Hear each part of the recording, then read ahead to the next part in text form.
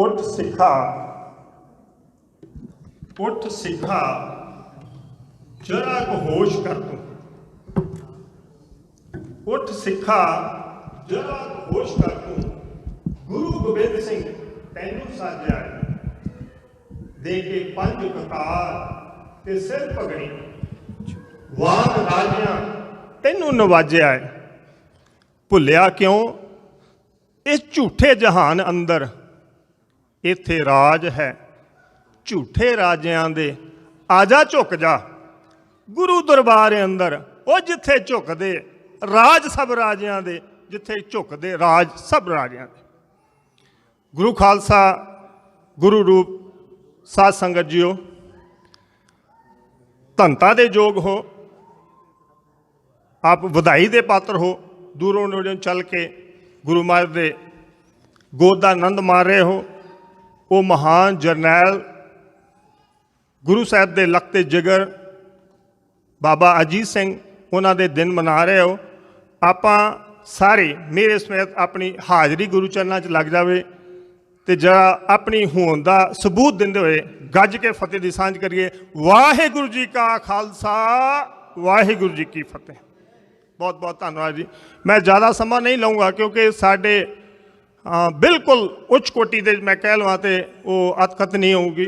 साढ़े हंसा साहब जी इत्थे बैठे हो, तुहानूं सारी गल विस्तार नाल दसणगे।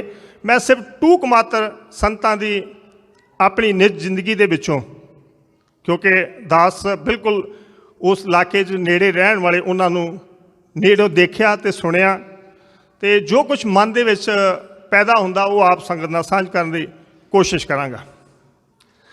गुरबाणी दा एक शब्द आ कि जह मार्ग पंडित गए पाशे पड़ी बहीर, एक औगट घाटी राम की तै चढ़ रहो कबीर। मेरा ख्याल च दुनिया दे विच आपां देखते हैं कि बड़ियां बड़ियां भीड़ां, ते अक्सर विद्वान कहते कि जिथे ज़्यादा भीड़ होवे उत्थे भैड़े हुंदे आ, चंगे बंदे नहीं हुंदे। ते मैं समझदा कि संत जरनैल सिंह जी इस दुनिया के 20वीं सदी के एक महान संत सीगे जिहड़े कल्ले कल्ले ही तुरे सीगे। उन्हां नाल आप सब बड़ी भली भांत जानते हो कि कोई भी उदों सहमत नहीं सीगा कि ये किधर नूं तुरे, ये की कर रहे। पर अज असीं बड़ी श्रद्धा भावना दे नाल उन्हां दे दिन मनाउने आ। मैं कहना फिर भी चंगी गल आ कि आपां वापस मुड़े। सो मैं ज़्यादा समा नहीं लैंदा होया सीधा सीधा मैं अपने बेनती के रूप च कुछ ना कुछ लिखण की गुरु महाराज ने सुमत बख्शी आ। वो लिखदा हुंदा कि अज भी इन्ना ज्ञान विज्ञान मीडिया का पसारा है, तो फिर साडे अज भी सिख जिहड़े आ वो किते ना किते रसातल वाले पासे नूं मनमतां दे विच फसे होए आ कि जद संत जी ये ललकार के कहंदे हुंदे सी, सिखा तेरा पंज ककारी होना सिक्खी नहीं आ, तेरा दाड़ी केस रख के अमृत छक लेना सिक्खी नहीं है, सिक्खी कमाउण दे नाल सिक्खी है। सिक्खी अंदरों अंदरों बाहरों एक हो जाना नाम सिक्खी है, ना कि पग बन लेना गातरे पा लेना सिक्खी है। बहुत सारे वीर साडे इहो जिहे आ जिहड़े कि अज इन्हां चीज़ां तो सखणे ते उदां ही आउंदे आ गुरुद्वारे मत्था टेक के खाली दे खाली चले जाने आ। नहीं, अज आपां इकत्तर होए आ, गुरु दे दरबार च बैठे आ, उन्हां दी जीवनी जो एक सिख लैके जाइए, एक मत लैके जाइए, एक गुण लैके जाइए जिहदे नाल साडी जिंदगी भी बदल जाए। क्योंकि ये दिन मनाए साडा गुरु दी गोच बैठा आया तां ही सफल आया जे असीं उन्हां दी जिंदगी दी कोई खुशबू लैके अपने जीवन च महका सकीए। सो बहुत सारियां तर्कां लोग वख-वख तरीके नाल करदे आ कि गुरबाणी पढ़न दा की फायदा, बार बार वाहिगुरू जाप करन दा की फायदा, होर वख-वख तरह के बड़े मतभेद साडे विच वाड़े जा रहे आ। पर मैं जदों नेड़ों देखदा कि संतां दा नितनेम, उन्हां दा जाप श्वास श्वास सानू बाणी तो भी दूर रखा जा रहा। वख-वख तरीकों के नाल एक छोटी जी कथा बोल के आप जी तो खिमा इजाजत मंगागा कि बाजा वालिया भेज दे तीर वाला, ਤੁਸੀਂ ਸਾਰੇ ਜਾਣਦੇ ਹੋ ਕਿ ਸੰਤ ਜਰਨੈਲ ਸਿੰਘ ਜੀ ਹਮੇਸ਼ਾ ਤੀਰ ਰੱਖਿਆ ਕਰਦੇ ਸੀ ਤੇ ਉਹ ਇੱਕ ਪ੍ਰੇਰਨਾ ਸਰੋਤ ਸੀਗਾ। ਜੇ ਤੁਸੀਂ ਸਮਝਣ ਦੀ ਕੋਸ਼ਿਸ਼ ਕਰੋ ਤਾਂ ਬੜੀ ਦੂਰ ਦ੍ਰਿਸ਼ਟੀ ਦੀ ਉਹਨਾਂ ਦੀ ਉਹ ਮਿਸਾਲ ਸੀਗੀ। ਬਾਜਾਂ ਵਾਲਿਆ ਭੇਜਦੇ ਤੀਰ ਵਾਲਾ, ਸਾਨੂੰ ਵਹਿਮਾਂ ਤੇ ਭਰਮਾਂ ਨੇ ਖਾ ਲਿਆ ਹੈ। ਅੱਜ ਸਿੱਖ ਨਾ ਤੇਰਾ ਨਿਤ ਨੇਮ ਕਰਦਾ, ਅੱਜ ਸਿੱਖ ਨਾ ਤੇਰਾ ਨਿਤ ਨੇਮ ਕਰਦਾ, ਸਗੋਂ ਕੜੇ ਨਾਲ ਧਾਗਾ ਵੀ ਪਾ ਲਿਆ ਹੈ। ਬਾਜਾਂ ਵਾਲਿਆ ਭੇਜਦੇ ਤੀਰ ਵਾਲਾ, ਸਾਨੂੰ ਵਹਿਮਾਂ ਤੇ ਭਰਮਾਂ ਨੇ ਖਾ ਲਿਆ। ਸਿੱਖੀ ਸਿਦਕ ਵਿੱਚ ਕਹਿੰਦੇ ਨੇ ਸਿੱਖ ਪੱਕਾ, ਸਿੱਖੀ ਸਿਦਕ ਵਿੱਚ ਕਹਿੰਦੇ ਨੇ ਸਿੱਖ ਪੱਕਾ। ਉਹ ਹਮਨ ਕਰਕੇ ਤਿਲਕ ਲਗਵਾ ਲਿਆ ਏ। ਬਾਜਾਂ ਵਾਲਿਆ ਭੇਜਦੇ ਤੀਰ ਵਾਲਾ, ਸਾਨੂੰ ਵਹਿਮਾਂ ਤੇ ਭਰਮਾਂ ਨੇ ਖਾ ਲਿਆ। ਸਿੱਖੀ ਰਹਿਣੀ ਵਿੱਚ ਸੰਤ ਸੀ ਉਹ ਪੱਕਾ, ਸਿੱਖੀ ਰਹਿਣੀ ਵਿੱਚ ਸੰਤ ਸੀ ਉਹ ਪੱਕਾ। ਉਹ ਪ੍ਰਾਣ ਦੇ ਕੇ ਸਿਦਕ ਨਿਭਾ ਲਿਆ ਏ। ਬਾਜਾਂ ਵਾਲਿਆ ਭੇਜਦੇ ਤੀਰ ਵਾਲਾ, ਸਾਨੂੰ ਵਹਿਮਾਂ ਤੇ ਭਰਮਾਂ ਨੇ ਖਾ ਲਿਆ ਏ। ਬਾਜਾਂ ਵਾਲਿਆ ਭੇਜਦੇ ਤੀਰ ਵਾਲਾ, ਸਾਨੂੰ ਵਹਿਮਾਂ ਤੇ ਭਰਮਾਂ ਨੇ ਖਾ ਲਿਆ। ਇੱਥੇ ਰਾਹ ਦੇ ਸੁਆਮੀ ਨੇ ਬਹੁਤ ਫਿਰਦੇ, ਇੱਥੇ ਰਾਹ ਦੇ ਸੁਆਮੀ ਨੇ ਬਹੁਤ ਫਿਰਦੇ। ਉਹ ਤੇਰੇ ਸਿੱਖ ਨੂੰ ਕੁਰਾਹੇ ਪਾ ਲਿਆ ਏ। ਬਾਜਾਂ ਵਾਲਿਆ ਭੇਜਦੇ ਤੀਰ ਵਾਲਾ, ਸਾਨੂੰ ਵਹਿਮਾਂ ਤੇ ਭਰਮਾਂ ਨੇ ਖਾ ਲਿਆ ਏ। ਬਾਜਾਂ ਵਾਲਿਆ ਭੇਜਦੇ ਤੀਰ ਵਾਲਾ, ਸਾਨੂੰ ਵਹਿਮਾਂ ਤੇ ਭਰਮਾਂ ਨੇ ਖਾ ਲਿਆ ਏ। ਨਾ ਜੱਤ ਪੱਲੇ ਨਾ ਸੱਤ ਪੱਲੇ, ਉਹ ਨਾਮ ਲੱਖੇ ਨੇ ਬਾਬਾ ਲਿਖਵਾ ਲਿਆ ਏ। ਬਾਜਾਂ ਵਾਲਿਆ ਭੇਜਦੇ ਤੀਰ ਵਾਲਾ, ਸਾਨੂੰ ਵਹਿਮਾਂ ਤੇ ਭਰਮਾਂ ਨੇ ਖਾ ਲਿਆ ਏ। ਬਾਜਾਂ ਵਾਲਿਆ ਭੇਜਦੇ ਤੀਰ ਵਾਲਾ, ਸਾਨੂੰ ਵਹਿਮਾਂ ਤੇ ਭਰਮਾਂ ਨੇ ਖਾ ਲਿਆ ਏ। ਖਾਲਸਾ ਜੀ ਹੱਥ ਜੋੜ ਕੇ ਬੇਨਤੀ ਆ ਭੈਣਾਂ ਮਾਤਾਵਾਂ ਬੀਬੀਆਂ ਨੂੰ ਵੀ ਆਪ ਨੂੰ ਵੀ, ਆਓ ਆਪਾਂ ਆਪਣੇ ਆਪੇ ਨੂੰ ਪਛਾਣੀਏ। ਕਿਤੇ ਸਾਡਾ ਇੱਥੇ ਆ ਗਿਆ ਬਹਿ ਕੇ ਗੁਰਬਾਣੀ ਸੁਣ ਕੇ ਜਾਂ ਇਹ ਸਭ ਕੁਝ ਸੁਣ ਕੇ ਕੰਨ ਰਸ ਨਾ ਰਹਿ ਜਾਵੇ। ਇਹਨੂੰ ਅਸੀਂ ਆਪਣੇ ਜੀਵਨ 'ਚ ਇੰਨੇ ਬਿਨ ਕਮਾ ਲਈਏ। ਕਮਾਵਾਂਗੇ ਤੇ ਬਦਲਾਅ ਪ੍ਰਤੱਖ ਹੱਥ ਤੇ ਹੈ। ਬਿਲਕੁਲ ਸਾਡਾ ਸਭ ਕੁਝ ਬਦਲ ਜਾਊਗਾ। ਸਾਨੂੰ ਜੋ ਅਸੀਂ ਅੱਜ ਬਾਰ-ਬਾਰ ਦੁਹਰਾ ਰਹੇ ਹਾਂ ਕਿ ਸਾਨੂੰ ਖਾਲਸੇ ਦੇ ਆਪਣੇ ਘਰ ਚਾਹੀਦੇ ਆ। ਮੈਂ ਕਹਿੰਦਾ ਮੈਂ ਅੱਜ ਆਪਣੇ ਆਪ ਤੇ ਬਦਲ ਜਾਵਾਂ ਤੇ ਆਪਣੇ ਘਰ ਵੱਲ ਸਾਡੇ ਕਦਮ ਆਪਣੇ ਆਪ ਉਧਰ ਨੂੰ ਵੱਧ ਜਾਣਗੇ। ਸਾਨੂੰ ਕੋਈ ਨਹੀਂ ਰੋਕ ਸਕਦਾ, ਕਿਉਂਕਿ ਮੈਂ ਜਦੋਂ ਆਪਣੇ ਤੌਰ ਤੇ ਗੁਰੂ ਸਾਹਿਬ ਦੇ ਬੋਲ ਪੜ੍ਹਦਾ ਤੇ ਅੰਦਰੋਂ ਮਨ ਕੰਬ ਜਾਂਦਾ। ਅੱਜ ਤੱਕ ਦੁਨੀਆ ਦੇ ਇਤਿਹਾਸ 'ਤੇ ਕੋਈ ਇਹੋ ਜਿਹਾ ਰਹਿਬਰ ਨਹੀਂ ਆ ਜਿਹਨੇ ਇਹ ਕਿਹਾ ਹੋਵੇ ਰਹਿਣੀ ਰਹੇ ਸੋਈ ਸਿੱਖ ਮੇਰਾ ਉਹ ਸਾਹਿਬ ਮੈਂ ਉਸਕਾ ਚਿਹਰਾ। ਅੰਦਰੋਂ ਹਿੱਲ ਨਹੀਂ ਜਾਂਦਾ ਕਰੇ। ਆਪਾਂ ਕਿਸੇ ਦਾ ਮਤਲਬ ਕਾਮਾ ਬਣਨਾ ਹੋਵੇ ਤੇ ਕਿੰਨੀ ਆਪਣੇ ਆਪ ਨੂੰ ਮਨ 'ਚ ਇੱਕ ਸ਼ਿਕਸ ਆਉਂਦੀ ਹੈ ਵੀ ਇਹ ਕੀ ਗੁਰੂ ਸਾਹਿਬ ਸਾਨੂੰ ਕਹਿ ਕੇ ਗਏ ਮੈਂ ਤੇਰਾ ਚੇਲਾ ਆ।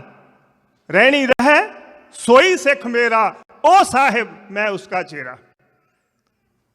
ਹੇਕਲਕਿਆਂ ਵਾਲੇ ਪਾਤਸ਼ਾਹ ਐਡਾ ਵੱਡਾ ਜਿਗਰਾ, ਉਹ ਕਹਿੰਦੇ ਤੂੰ ਹੁਕਮ ਕਰ ਮੈਂ ਤੇਰਾ ਪੂਰਾ ਕੰਮ ਕਰੂੰਗਾ, ਲੇਕਿਨ ਮੈਨੂੰ ਆਪਣੇ ਆਪ ਤੇ ਉਹ ਬਣਨਾ ਪਊਗਾ। ਕਿਉਂਕਿ ਜਪਜੀ ਸਾਹਿਬ 'ਚ ਆਪਾਂ ਰੋਜ਼ ਪੜ੍ਹਦੇ ਹਾਂ ਮੱਤ ਵਿੱਚ ਰਤਨ ਜਵਾਹਰ ਮਾਨਕ ਜੇ ਗੁਰ ਕੀ ਇੱਕ ਸਿੱਖ ਸੁਣੀ। ਇੱਕੋ ਸੁਣ ਲਈਏ ਸਾਡੇ ਸਾਰੇ ਝਗੜੇ ਪਾਰ ਹੋਣਗੇ। ਸੋ ਆਖਰੀ 'ਚ ਮੈਂ ਹਮੇਸ਼ਾ ਇਹ ਬੋਲ ਅਕਸਰ ਦੁਹਰਾਇਆ ਕਰਦਾ ਤੇ ਇੱਥੇ ਵੀ ਅੱਜ ਜ਼ਰੂਰੀ ਆ ਕਿ ਆਪਾਂ ਸੰਤ ਜਰਨੈਲ ਸਿੰਘ ਜੀ ਖਾਲਸਾ ਭਿੰਡਰਾਂ ਵਾਲੇ ਜਿਨ੍ਹਾਂ ਦਾ ਜਨਮ ਦਿਨ ਮਨਾ ਰਹੇ ਹਾਂ ਉਹਨਾਂ ਨੂੰ ਇਹ ਸਮਰਪਿਤ ਆ। ਹਮੇਸ਼ਾ ਸਟੇਜ 'ਤੇ ਮੈਂ ਬੋਲਦਾ ਕਿ ਅਸੀਂ ਸਿੰਘ ਗੁਰੂ ਦਸ਼ਮੇਸ਼ ਦੇ, ਅਸੀਂ ਸਿੰਘ ਗੁਰੂ ਦਸ਼ਮੇਸ਼ ਦੇ ਇਹ ਜਾਣੇ ਕੁੱਲ ਜਹਾਨ।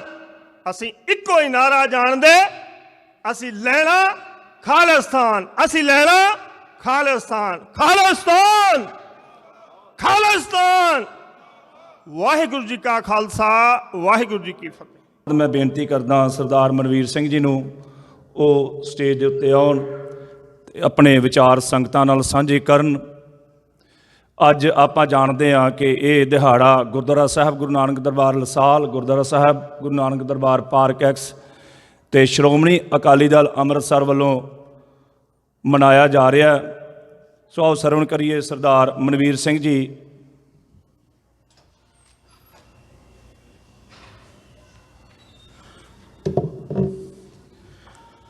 गगन दमामा वाजियो परियो निशाने घाओ, खेत जो मांडियो सूरमा अब जूझण को दाओ।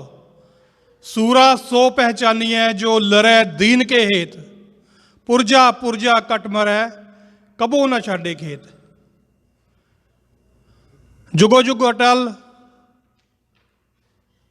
धन धन श्री गुरु ग्रंथ साहिब जी की हजूरी दे विच विराजमान खालसा जी, आओ गुरु कलगीधर पिता की बख्शी हुई फतेह बुलंद करिए। गज के आखो जी वाहेगुरु जी का खालसा वाहेगुरु जी की फतेह। अज असी कलगीधर पिता दे वड्डे पुत्र साहिबजादा बाबा अजीत सिंह जी, उन्हों का जन्म दिहाड़ा मना रहे हैं। उन्होंने नाल 20वीं सदी के महान सिख संत बाबा जरनैल सिंह जी खालसा पिंडरां वाले, उन्हों का जन्म दिहाड़ा भी मना रहे हैं। आप सब भागां वाले हो कि अपने समय दे विचों समा कढ के इन्हां समागमां दे विच शामिल होण दी वाहिगुरू जी ने आप जी नूं तौफीक बख्शी है। खालसा जी, जदों असी इन्हां योधियां दी गल करते हैं तो इन्हां दे विच एक कॉमन जिहड़ी चीज़ है देखण नूं मिलदी है, वो है चैलेंज, जुल्म के खिलाफ वंगार। जिवें साहिबजादा बाबा अजीत सिंह जी ने चमकौर की गढ़ी दे विच 10 लाख फौज का मुकाबला किया, उवें ही संत बाबा जरनैल सिंह खालसा पिंडरां वालियां ने श्री अकाल तख्त साहिब की जड़ी अजमत की राखी दे लई उस समय दियां 3 परमाणु शक्तियां, जिहदे विच भारत सीधे तौर पर रशिया की इंटैलीजेंस और यूके की इंटैलीजेंस उत्थे भारत सरकार का साथ दे रही सी, उन्होंने 72 घंटे दरबार साहब की परिक्रमा दे विच पैर नहीं रखण दिता और जूझ के जिवें उन्होंने अपने बोल पगाए कि खालसा जी ये ना सोचियो कि मैनू इत्थों जिउंदे नूं फड़ के लै जाणगे, खंभे जिद्दियां ढेरियां ला के ना तोरिया तो मैनू जरनैल सिंह ना आखियो। उस गुरु दे लाल ने अपने मुट्ठी भर साथियों के नाल वो इतिहासक जंग दिती जिसने सिख कौम की जिहड़ी अंदर मच रही क्षमा सी आज़ादी दे लई उहनूं होर प्रचंड किया। और खालसा जी, सिख कौम दे विच एक रिवाज है कि हमेशा जिहड़े गुरु दे सिख ने जिहड़े शहीद होए ने उन्हां दा शहीदी दिहाड़े मनाए जाते हैं। तो फिर संत बाबा जरनैल सिंह खालसा जी का जन्म दिहाड़ा असी क्यों मना रहे हैं, मैं एक छोटी जी गल तुहाडे नाल साझी करनी चाहुंदा कि ये कित्थों शुरू होया। 1995 दे विच सरदार सिमरनजीत सिंह मान वो अपने साथियों के नाल एक मीटिंग दे विच बैठे सी। उत्थे एक ख्याल आया कि संत बाबा जरनैल सिंह खालसा नूं लोग भुलदे जा रहे हैं, क्योंकि सरकारी जिहड़ा अतवाद सी, तशद्दद इन्ना ज़्यादा सी कि जिस घर दे विच संतां दी फोटो लगी हुंदी सी, सारा घर दे सारे टब्बर पुलिस वालों चक ले जाते सी, विचों अद्धे क वापस आउंदे सी, अद्धे क नहीं सी आउंदे। सो संतां दा जिहड़ा नाम लेना भी है वो एक देशद्रोह मन्निया जांदा सी। उस मौके दुचित्ती ये पैदा हुई कि दमदमी टकसाल जिहड़ी है उत्थों दे मुखी जिहड़े ने बाबा ठाकर सिंह जी, उन्होंने नहीं ऐलानिया सी कि संत जिहड़े ने वो शहीद होए ने। सिर्फ इस गल नूं मुख रखदिआं कि संगत दे विच कोई भरा मारू जंग जां कोई विवादित गल ना होए, ते उन्होंने प्रवान ये कीता, चूज ये कीता कि चलो सिंह की शहीदी तो मनाई जा सकती नहीं, क्योंकि शहीद उन्होंने दी संस्था हजे नहीं मानती, वो उन्होंने अपने कारण होणगे। पर उन्होंने याद रखना बहुत जरूरी है, लोगों के दिमाग दे विच ये गल पानी बहुत जरूरी है कि साडे जिहड़े शहीद ने सानू उन्ने ही प्यारे ने जिन्ने साडे शहीद शुरू तो जिहड़े कौम दे लई शहादतां दिंदे आ रहे ने। ये जिहड़ी साडी हुण दी आज़ादी दी लड़ाई आ, ये साडीआं पुरातन आज़ादी दीआं लड़ाइयां तो किसी भी तरह वक्री नहीं। सो इस गल नूं मुख रखदिआं उत्थे फैसला होया कि फरवरी दे विच 12 फरवरी नूं संतां दा जिहड़ा वो जन्म दिहाड़ा मनाया जाए। सो इस तरह ये जिहड़ी शुरुआत हुई है और पहली बार तकरीबन 50 सिंह सन जिन्हां ने उपराला किया और सारिਆਂ ਨੂੰ पुलिस ने चक के उन्होंने उत्ते देश धरोह दे पर्चे कर दिते। ਔਰ ਜਿਨ੍ਹਾਂ ਨੇ ਵੀ ਉੱਥੇ ਸੇਵਾ ਨਿਭਾਈਆਂ, ਪੋਸਟਰ ਲਾਉਣ ਦੀਆਂ ਜਾਂ ਉੱਥੇ ਉਹਨਾਂ ਨੇ ਟੈਂਟ ਵਗੈਰਾ ਲਾਏ, ਸਾਰਿਆਂ ਨੂੰ ਉੱਥੇ ਉਹਨਾਂ ਨੇ ਪੁਲਿਸ ਨੇ ਸਰਕਾਰੀ ਤਸ਼ੱਦਦ ਦਾ ਜਿਹੜਾ ਸ਼ਿਕਾਰ ਬਣਾਇਆ। ਸੋ ਇਹ ਕਿਉਂ ਜ਼ਰੂਰੀ ਹੈ? ਸੰਤ ਬਾਬਾ ਜਰਨੈਲ ਸਿੰਘ ਖਾਲਸਾ ਦੀ ਜਿਹੜੀ ਆਖਰੀ ਵਸੀਅਤ ਸੀ ਕਿ ਖਾਲਸਾ ਜੀ ਜਿਸ ਦਿਨ ਹਰਿਮੰਦਰ ਸਾਹਿਬ ਦੀ ਪ੍ਰਕਰਮਾ ਦੇ ਵਿੱਚ ਹਿੰਦੁਸਤਾਨ ਦੀ ਨਾਪਾਕ ਫੌਜ ਦੇ ਪੈਰ ਪਏ, ਉਸ ਦਿਨ ਖਾਲਿਸਤਾਨ ਦੀ ਨੀਂਹ ਰੱਖੀ ਜਾਏਗੀ। ਸੋ ਖਾਲਸਾ ਜੀ ਬੇਨਤੀ ਇੰਨੀ ਕੀ ਆ ਕਿ ਜੇ ਕਿਸੇ ਬੰਦੇ ਨੇ ਜਦੋਂ ਆਪਣੀ ਜਾਨ ਛੱਡਣੀ ਹੁੰਦੀ ਹੈ ਨਾ, ਚਾਹੇ ਉਹ ਘਰ ਦੇ ਵਿੱਚ ਹੋਵੇ, ਚਾਹੇ ਉਹ ਕੋਰਟ 'ਚ ਲਿਖ ਕੇ ਦੇ ਜਾਏ, ਜਾਂ ਫਿਰ ਉਹਨੂੰ ਫਾਂਸੀ ਦੀ ਸਜ਼ਾ ਹੋਈ ਹੋਵੇ, ਉਹਨੇ ਸੂਲੀ ਚੜ੍ਹਨਾ ਹੋਵੇ, ਉਹਦੀ ਵੀ ਆਖਰੀ ਇੱਛਾ ਜਿਹੜੀ ਆ ਉਹ ਪੁੱਛੀ ਜਾਂਦੀ ਹੈ ਅਤੇ ਤਕਰੀਬਨ ਯਤਨ ਕੀਤਾ ਜਾਂਦਾ ਹੈ ਕਿ ਉਹ ਪੂਰੀ ਕੀਤੀ ਜਾਵੇ। ਔਰ ਸਾਡੇ ਤਾਂ ਉਹ ਜਿਹੜੇ ਸ਼ਹੀਦ ਨੇ ਉਹ ਆਪਣੀ ਸ਼ਹਾਦਤ ਦੇ ਕੇ ਸਾਡੇ ਲਈ ਇਹ ਵਸੀਅਤ ਛੱਡ ਗਏ ਨੇ ਕਿ ਖਾਲਿਸਤਾਨ ਦੀ ਜਿਹੜੀ ਨੀਂਹ ਹੈ ਉਹ ਰੱਖੀ ਗਈ ਆ, ਔਰ ਉਸ ਨੀਂਹ ਦੇ ਉੱਤੇ ਕੌਮ ਨੇ ਉਸ ਪੂਰੇ ਇੱਕ ਦਹਾਕੇ ਦੇ ਵਿੱਚ 1.5 ਲੱਖ ਸਿਰ ਲਾ ਕੇ ਉਸ ਦੀ ਨੀਂਹ ਭਰੀ ਆ। ਅਤੇ ਹੁਣ ਜਿਹੜਾ ਉਹਦੇ ਉੱਤੇ ਮਹਿਲ ਉਸਾਰਨਾ ਆਜ਼ਾਦੀ ਦਾ, ਇਹ ਸਾਡੇ ਜੁੰਮੇ ਆਇਆ।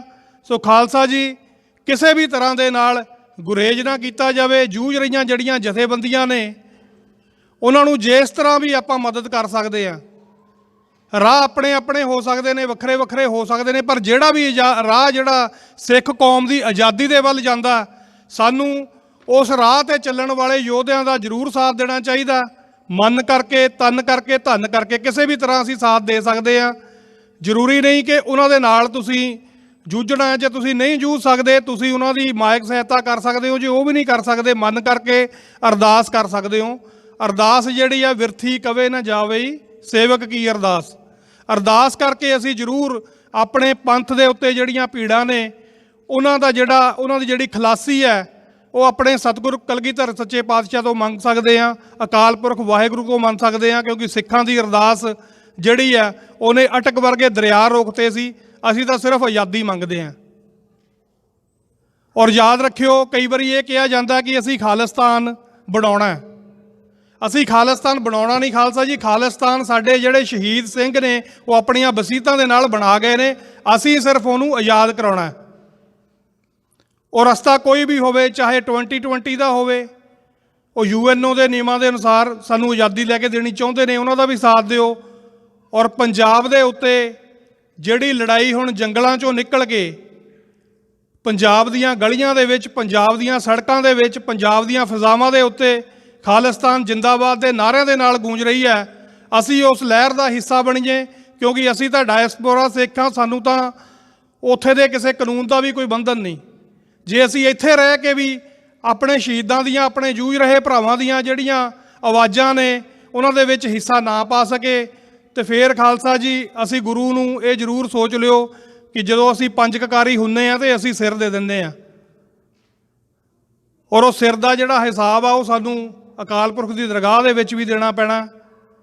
ਸੋ ਇੰਨੀਆਂ ਹੀ ਬੇਨਤੀਆਂ ਕਰਦਾ ਹੋਇਆ, ਕਿਉਂਕਿ ਸਰਦਾਰ ਸੁਖਮਿੰਦਰ ਸਿੰਘ ਹੰਸਰਾ ਬਹੁਤ ਦੂਰੋਂ ਸਾਡੇ ਕੋਲ ਚੱਲ ਕੇ ਆਏ ਨੇ, ਬਹੁਤ ਲੰਬੀ ਡਰਾਈਵ ਕਰਕੇ ਆਏ ਨੇ ਟੋਰਾਂਟੋ ਤੋਂ। ਸੋ ਉਹਨਾਂ ਦਾ ਜਿਹੜਾ ਸਮਾਂ ਉਹ ਵੀ ਬਹੁਤ, ਵਿਚਾਰ ਉਹਨਾਂ ਦੇ ਬਹੁਤ ਜ਼ਰੂਰੀ ਨੇ। ਸੋ ਅਖੀਰ ਦੇ ਵਿੱਚ ਆਓ ਆਪਾਂ ਇੱਕ ਅਰਦਾਸ ਅਕਾਲ ਪੁਰਖ ਦੇ ਅੱਗੇ ਹਰ ਰੋਜ਼ ਕਰੀਏ, ਜਿਹੜਾ ਸਾਨੂੰ ਬਾਣੀ ਦਾ ਵੀ ਫਰਮਾਨ ਹੈ, ਫਰੀਦਾ ਬਾਰ ਪਰਾਏ ਬੈਸਣਾ ਸਾਈ ਮੁਝੇ ਨਾ ਦੇ, ਜੇ ਤੂੰ ਇਵੇਂ ਰੱਖ ਸੀ ਜਿਉ ਸ਼ਰੀਰੋ ਲੈ। ਖਾਲਿਸਤਾਨ ਖਾਲਿਸਤਾਨ ਖਾਲਿਸਤਾਨ। ਵਾਹਿਗੁਰੂ ਜੀ ਕਾ ਖਾਲਸਾ, ਵਾਹਿਗੁਰੂ ਜੀ ਕੀ ਫਤਿਹ। ਧੰਨਵਾਦ ਸਰਦਾਰ ਮਨਵੀਰ ਸਿੰਘ ਜੀ। ਇਹ TV 84 ਤੋਂ ਜੋ ਡਾਕਟਰ ਅਮਰਜੀਤ ਸਿੰਘ ਜੀ ਸੰਚਾਲਕ ਨੇ, ਉਹਨਾਂ ਨਾਲ ਵੀ ਕੰਮ ਕਰਦੇ ਨੇ। ਸੋ ਬਹੁਤ ਬਹੁਤ ਧੰਨਵਾਦ।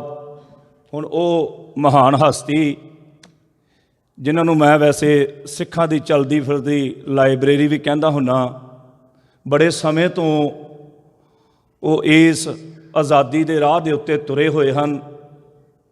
ਅਤੇ ਜਦੋਂ ਕੋਈ ਵੀ ਯੋਧਾ ਜਾਂ ਸੂਰਮਾ ਸਰਕਾਰਾਂ ਤੋਂ ਬਾਗੀ ਹੁੰਦਾ ਨਾ, ਉਹਨੂੰ ਕੋਈ ਲਾਲਚ ਨਹੀਂ ਹੁੰਦਾ, ਉਹਨੂੰ ਇਹੋ ਹੁੰਦਾ ਹੈ ਕਿ ਮੇਰੀ ਕੌਮ ਆਜ਼ਾਦ ਹੋ ਜਾਵੇ, ਉਹ ਸਮਾਂ ਮੇਰੀ ਕੌਮ ਦੇ ਉੱਤੇ ਆ ਜਾਵੇ ਜਿਹੜਾ ਪਹਿਲਾਂ ਅਸੀਂ 50-55 ਸਾਲ ਰਾਜ ਕੀਤਾ, ਸਾਡੀਆਂ ਸਰਹੱਦਾਂ ਸਾਡੀਆਂ ਫੌਜਾਂ ਸਨ।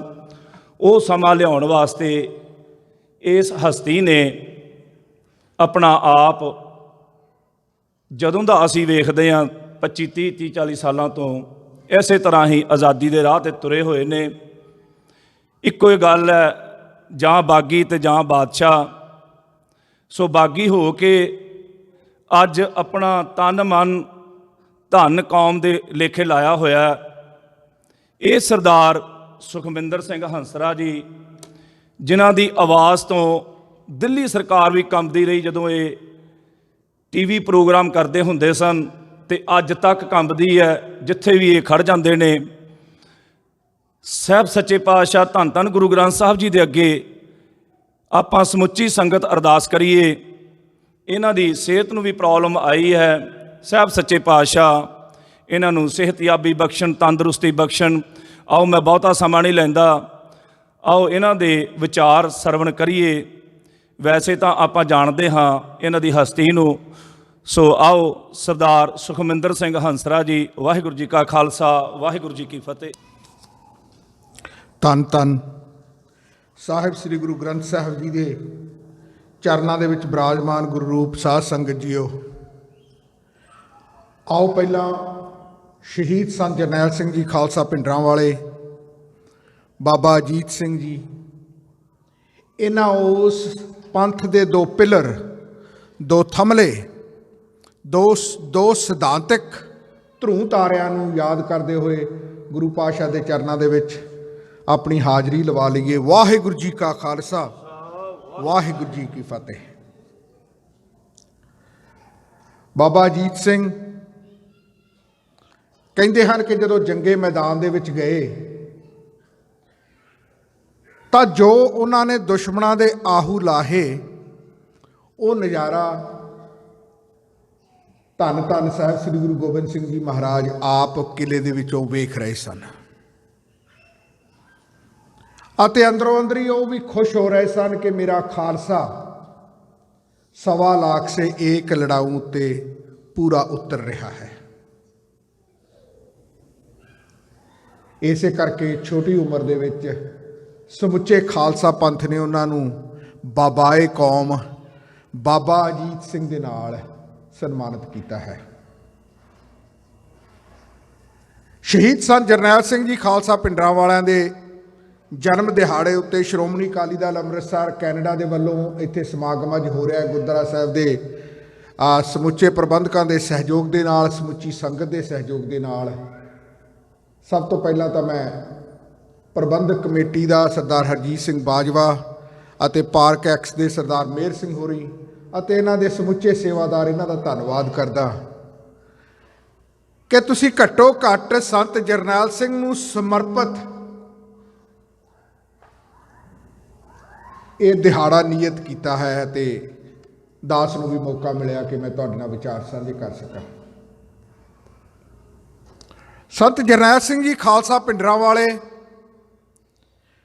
ਦਮਦਮੀ ਟਕਸਾਲ ਦੇ 14ਵੇਂ ਮੁਖੀ ਸਨ ਤੇ ਦਮਦਮੀ ਟਕਸਾਲ ਦਾ ਤਾਂ ਸਾਨੂੰ ਪਤਾ ਹੀ ਹੈ ਕਿ ਬਾਬਾ ਦੀਪ ਸਿੰਘ ਨੇ ਖੰਡੇ ਖੜਕਾਏ ਅਤੇ ਦੁਸ਼ਮਣ ਨੂੰ ਚੁਣੌਤੀ ਦੇ ਰੂਪ ਦੇ ਵਿੱਚ ਪੇਸ਼ ਆ ਕੇ ਸ਼ਹਾਦਤ ਪ੍ਰਾਪਤ ਕੀਤੀ। ਤੇ ਉਸ ਤੋਂ ਬਾਅਦ ਜਿੰਨੇ ਵੀ ਉਹਨਾਂ ਦੇ ਜਥੇਦਾਰ ਆਏ, ਬਾਬਾ ਕਰਤਾਰ ਸਿੰਘ, ਗੁਰਬਚਨ ਸਿੰਘ ਭਿੰਡਰਾਂਵਾਲੇ, ਸਾਰਿਆਂ ਨੇ ਪੰਥ ਨੂੰ ਸਮਰਪਿਤ ਹੋ ਕੇ, ਧੰਨ ਧੰਨ ਸਾਹਿਬ ਸ੍ਰੀ ਗੁਰੂ ਗ੍ਰੰਥ ਸਾਹਿਬ ਜੀ ਨੂੰ ਸਮਰਪਿਤ ਹੋ ਕੇ ਪੰਜਾਬ ਦੇ ਸਿੱਖਾਂ ਨੂੰ ਸੇਧ ਦੇਣ ਦੀ ਕੋਸ਼ਿਸ਼ ਕੀਤੀ। ਤੇ 37-30 ਸਾਲ ਦੀ ਉਮਰ ਦੇ ਵਿੱਚ ਇਸ ਮੈਟਰ ਫੈਕਟ ਸੰਤ ਜਰਨੈਲ ਸਿੰਘ ਜੀ ਖਾਲਸਾ ਭਿੰਡਰਾਂਵਾਲਿਆਂ ਨੂੰ ਇਹ ਸੇਵਾ ਮਿਲੀ।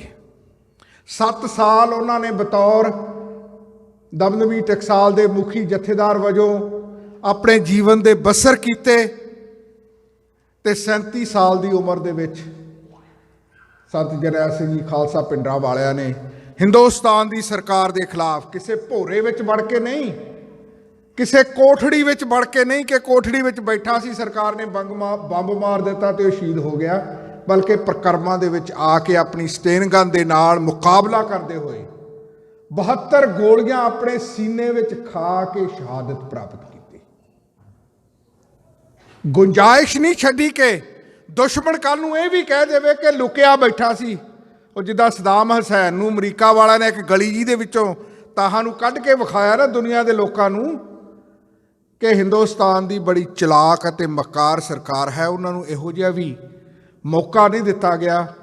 ਕੱਲ੍ਹ ਹੀ ਮਨਵੀਰ ਸਿੰਘ ਹੋਰਾਂ ਨੇ ਇਹ ਗੱਲ ਬੜੀ ਬਾਖੂਬ ਦੇ ਨਾਲ ਬਿਆਨ ਕੀਤੀ ਸੀ ਕਿ ਜਨਰਲ ਬਰਾੜ ਜਿਹੜਾ ਦਰਬਾਰ ਸਾਹਿਬ 'ਤੇ ਅਟੈਕ ਕਰਨ ਦੇ ਲਈ ਭਾਰਤੀ ਫੌਜਾਂ ਦੀ ਕਮਾਂਡ ਕਰਦਾ ਸੀ, ਉਹਨੇ ਆਪਣੀ ਕਿਤਾਬ ਦੇ ਵਿੱਚ ਲਿਖਿਆ ਕਿ ਉਹ ਆਪਣੇ ਸਰੀਰ ਦੇ ਆਖਰੀ ਕਤਰੇ, ਆਖਰੀ ਸਾਹ ਤੇ ਆਖਰੀ ਗੋਲੀ ਤੱਕ ਲੜ ਕੇ ਸ਼ਹੀਦ ਹੋਏ ਹਨ।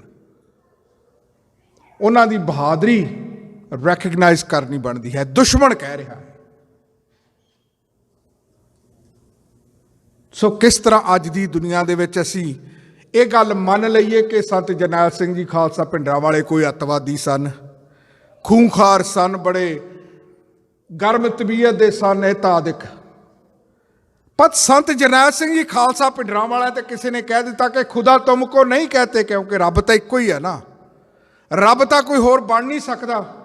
ਗੁਰੂ ਨਾਨਕ ਪਾਤਸ਼ਾਹ ਨੇ ਵੀ ਖੁਦ ਨੂੰ ਦਾਸ ਕਿਹਾ ਕਿ ਖੁਦਾ ਤੁਮ ਕੋ ਤਾਂ ਨਹੀਂ ਕਹਤੇ ਮਗਰ ਸ਼ਾਨੇ ਖੁਦਾ ਤੁਮ ਹੋ। ਕਿ ਅੱਜ ਦੀ ਦੁਨੀਆ ਦੇ ਵਿੱਚ 20ਵੀਂ ਸਦੀ ਦੇ ਵਿੱਚ ਅਗਰ ਤੁਸੀਂ ਰੱਬ ਦੇ ਦਰਸ਼ਨ ਕਰਨੇ ਹੋਣ ਤਾਂ ਪੰਜਾਬ ਦੇ ਵਿੱਚ ਜਾਂਦੀ ਕਿਸੇ ਗੱਡੀ ਦੇ ਪਿੱਛੇ ਲੱਗੇ ਹੋਏ ਸਟicker ਤੇ ਸਟicker ਦੇ ਉੱਤੇ ਫੋਟੋ ਸੰਤ ਜਰਨੈਲ ਸਿੰਘ ਖਾਲਸਾ ਭਿੰਡਰਾਂਵਾਲਾ ਦੀ, ਉਹਦੇ ਦਰਸ਼ਨ ਕਰ ਲਓ।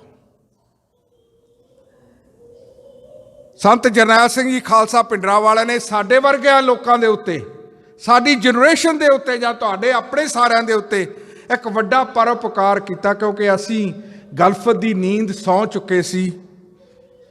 ਸਾਨੂੰ ਜੋ ਕੁਝ ਦਿੱਲੀ ਕਰਦਾ ਸੀ ਉਹਦੇ ਸਾਹਮਣੇ, ਦਿੱਲੀ ਵਾਲਿਆਂ ਦੇ ਸਾਹਮਣੇ ਅਸੀਂ ਖੁਦ ਨੂੰ ਇਸ ਤਰ੍ਹਾਂ ਮਹਿਸੂਸ ਕਰਦੇ ਸੀ ਕਿ ਅਸੀਂ ਤਾਂ ਹੈ ਹੀ ਬਹੁਤ ਥੋੜੇ, ਕੁਝ ਕਰ ਨਹੀਂ ਸਕਦੇ।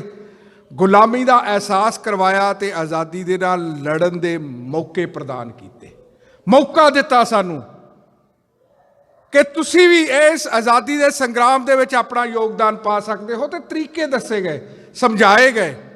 ਇੱਕ ਵਾਰਤਾ ਨਿੱਕੀ ਜੀ, ਕਿਉਂਕਿ ਅਸੀਂ ਪੰਥ ਦੇ ਵਿੱਚ ਕਈ ਵਾਰ ਦੁਬਦਾਵਾਂ ਦੇ ਵਿੱਚ ਫਸ ਜਾਂਦੇ ਹਾਂ। ਕਹਿੰਦੇ ਹਨ ਕਿ ਮੰਜੀ ਸਾਹਿਬ ਦੇ ਉੱਤੇ ਜਦੋਂ ਧਰਮ ਯੁੱਧ ਮੋਰਚਾ ਲੱਗਿਆ ਸੀ, ਉੱਥੋਂ ਜੱਥੇ ਰਵਾਨਾ ਕੀਤੇ ਜਾਂਦੇ ਹੁੰਦੇ ਸੀਗੇ ਜੇਲ੍ਹ ਦੀ ਖਾਤਰ ਜਾਂ ਜੇਲ੍ਹ ਭਰਨ ਦੀ ਖਾਤਰ। ਤੇ ਉੱਥੇ ਸੁਖਜਿੰਦਰ ਸਿੰਘ ਆਪਣੇ ਉਹ ਖਹਿਰਾ ਸਾਹਿਬ ਦੇ ਫਾਦਰ ਸਾਹਿਬ, ਕਿਉਂਕਿ ਉਹ ਖਾਲਿਸਤਾਨੀ ਸਨ, ਮੁੱਢ ਤੋਂ ਹੀ ਖਾਲਿਸਤਾਨ ਦੀ ਗੱਲ ਵਿਚਾਰਧਾਰਾ ਕਰਦੇ ਸਨ, ਕਿਸੇ ਦੇ ਪੋਲੀਟੀਕਲ ਡਿਫਰੈਂਸਿਸ ਕੁਝ ਵੀ ਹੋਣ, ਪਰ ਉਹ ਕਹਿੰਦੇ ਮੰਜੀ ਸਾਹਿਬ ਦੇ ਉੱਤੇ ਖਾਲਿਸਤਾਨ ਦੇ ਬਾਰੇ ਤਕਰੀਰ ਕਰ ਰਹੇ ਸੀ ਤੇ ਲੌਂਗੋਵਾਲ ਦੇ ਏਲਚੀ ਨੇ ਜਾ ਕੇ ਮਾਈਕ ਫੜ ਲਿਆ ਕਿ ਇੱਥੇ ਧਰਮ ਯੁੱਧ ਮੋਰਚੇ ਦੀਆਂ ਗੱਲਾਂ ਹੋ ਰਹੀਆਂ, ਇੱਥੇ ਤੱਤੀਆਂ ਤਕਰੀਰਾਂ ਕਰਨ ਦੀ ਗੁੰਜਾਇਸ਼ ਨਹੀਂ, ਇਹ ਨਹੀਂ ਕਰਨੀਆਂ ਚਾਹੀਦੀਆਂ। ਸੰਤ ਜਰਨੈਲ ਸਿੰਘ ਜੀ ਉਸ ਵਕਤ ਦੀਵਾਨ ਦੇ ਵਿੱਚ ਨਹੀਂ ਸਨ, ਉਹਨਾਂ ਨੂੰ ਪਤਾ ਲੱਗਾ ਤੇ ਉਹਨਾਂ ਨੇ ਆਪਣਾ ਜੋ ਗੁੱਸਾ ਸੀਗਾ ਉਸ ਦੇ ਉੱਤੇ ਗੁਰੂ ਦੀ ਬਖਸ਼ਿਸ਼ ਦੇ ਨਾਲ ਕੰਟਰੋਲ ਕਰਕੇ ਇਹ ਫੈਸਲਾ ਲੈ ਲਿਆ ਕਿ ਵੀ ਅੱਜ ਤੋਂ ਬਾਅਦ ਮੈਂ ਮੰਜੀ ਸਾਹਿਬ ਤੇ ਬੋਲਾਂਗਾ ਹੀ ਨਹੀਂ, ਕਿਉਂਕਿ ਕੱਲ ਨੂੰ ਮੈਨੂੰ ਰੋਕਣਗੇ ਤੇ ਫਿਰ ਮਸਲਾ ਪੈਦਾ ਹੋਏਗਾ। ਮੈਂ ਦੂਰ ਅੰਦੇਸ਼ੀ ਦੀ ਗੱਲ ਕਰ ਰਿਹਾ। ਉਹਨਾਂ ਨੇ ਜਾ ਕੇ ਲੰਗਰ ਹਾਲ ਦੇ ਉੱਤੇ ਆਪਣੇ ਇਕੱਠ ਕਰਨੇ ਸ਼ੁਰੂ ਕਰ ਦਿੱਤੇ, ਸੰਗਤ ਉੱਥੇ ਜਾਣੀ ਸ਼ੁਰੂ ਹੋ ਗਈ। ਬਾਬਾ ਨਿਹਾਲ ਸਿੰਘ ਦਾ ਜੱਥਾ ਆਇਆ, ਉਹ ਕਹਿੰਦਾ ਵੀ ਅਸੀਂ ਤਾਂ ਵਿਦਾਇਗੀ ਸੰਤ ਜਰਨੈਲ ਸਿੰਘ ਤੋਂ ਲੈਣੀ ਆ, ਜੇ ਉਹ ਆ ਕੇ ਸਾਨੂੰ ਵਿਦਾ ਕਰਨਗੇ ਤਾਂ ਅਸੀਂ ਗ੍ਰਿਫਤਾਰੀ ਦੇਣ ਜਾਵਾਂਗੇ, ਨਹੀਂ ਅਸੀਂ ਨਹੀਂ ਜਾਵਾਂਗੇ। ਬਾਬਾ ਨਿਹਾਲ ਸਿੰਘ ਹੋਰਾਂ ਦੀ ਇਹ ਜਿੱਦ ਸੰਤ ਜਰਨੈਲ ਸਿੰਘ ਜੀ ਹੋਰਾਂ ਕੋਲ ਪੁੱਜੀ। ਪਹਿਲਾਂ ਮੰਨਦੇ ਨਹੀਂ ਸੀ। ਭਾਈ ਅਮਰੀਕ ਸਿੰਘ ਹੋਰਾਂ ਨੇ ਉਹਨਾਂ ਨੂੰ ਬੇਨਤੀ ਕੀਤੀ ਕਿ ਸੰਤ ਜੀ ਤੁਸੀਂ ਤਾਂ ਇਹ ਵਚਨ ਦਿੱਤਾ ਕਿ ਮੈਂ ਮੰਜੀ ਸਾਹਿਬ ਜਾ ਕੇ ਬੋਲਾਂਗਾ, ਨਹੀਂ ਤੁਸੀਂ ਨਾ ਬੋਲਿਓ, ਤੁਸੀਂ ਜਾਓ ਬਾਬਾ ਨਿਹਾਲ ਸਿੰਘ ਤੇ ਜੱਥੇ ਨੂੰ ਸਰਪਾਓ ਪਾਓ, ਉਹਨਾਂ ਨੂੰ ਰਵਾਨਾ ਕਰੋ ਤੇ ਵਾਪਸ ਆ ਜਾਓ। ਸੰਤ ਜਰਨੈਲ ਸਿੰਘ ਜੀ ਨੇ ਐਸਾ ਹੀ ਕੀਤਾ, ਕਿਉਂਕਿ ਉਹ ਬਿਲਕੁਲ ਕੌਨਫਲਿਕਟ, ਤਕਰਾਰ ਨਹੀਂ ਸੀ ਚਾਹੁੰਦੇ।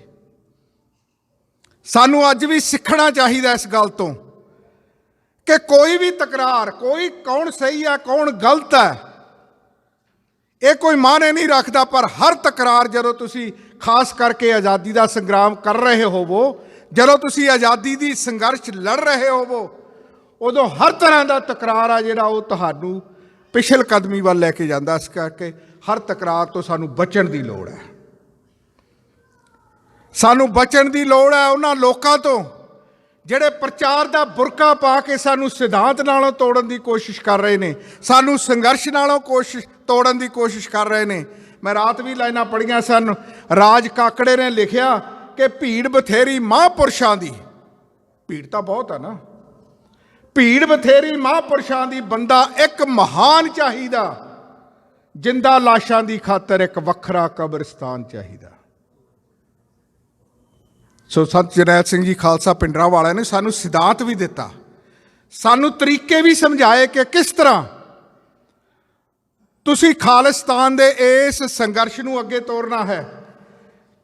ਇੱਕ ਉਹ ਧਾਰਨਾ ਪੜ੍ਹਿਆ ਕਰਦੇ ਸਨ, ਮੈਨੂੰ ਨਹੀਂ ਪਤਾ, ਮੈਂ ਧਾਰਨਾ ਦੇ ਰੂਪ ਦੇ ਵਿੱਚ ਤੁਹਾਡੇ ਨਾਲ ਸਾਂਝੀ ਕਰਾਂ, ਪਰ ਉਹ ਗੱਲ ਬੜੀ ਵਧੀਆ ਕਰਿਆ ਕਰਦੇ ਸਨ। ਇੱਕ ਤਾਂ ਸਾਨੂੰ ਪਤਾ ਹੀ ਹੈ, ਇੱਕ ਤਾਂ ਉਹ ਧਾਰਨਾ ਪੜ੍ਹਿਆ ਕਰਦੇ ਸਨ, ਇਹ ਪੰਛੀ ਇਕੱਲਾ ਹੈ, ਇਹਦੇ ਮਗਰ ਸ਼ਿਕਾਰੀ ਬਹੁਤ ਹੈ, ਇੱਕ ਸੁਨੇਹਾ ਦਿਆ ਕਰਦੇ ਸਨ। ਇੱਕ ਹੋਰ ਧਾਰਨਾ ਪੜ੍ਹਿਆ ਕਰਦੇ ਸਨ, ਸੰਤ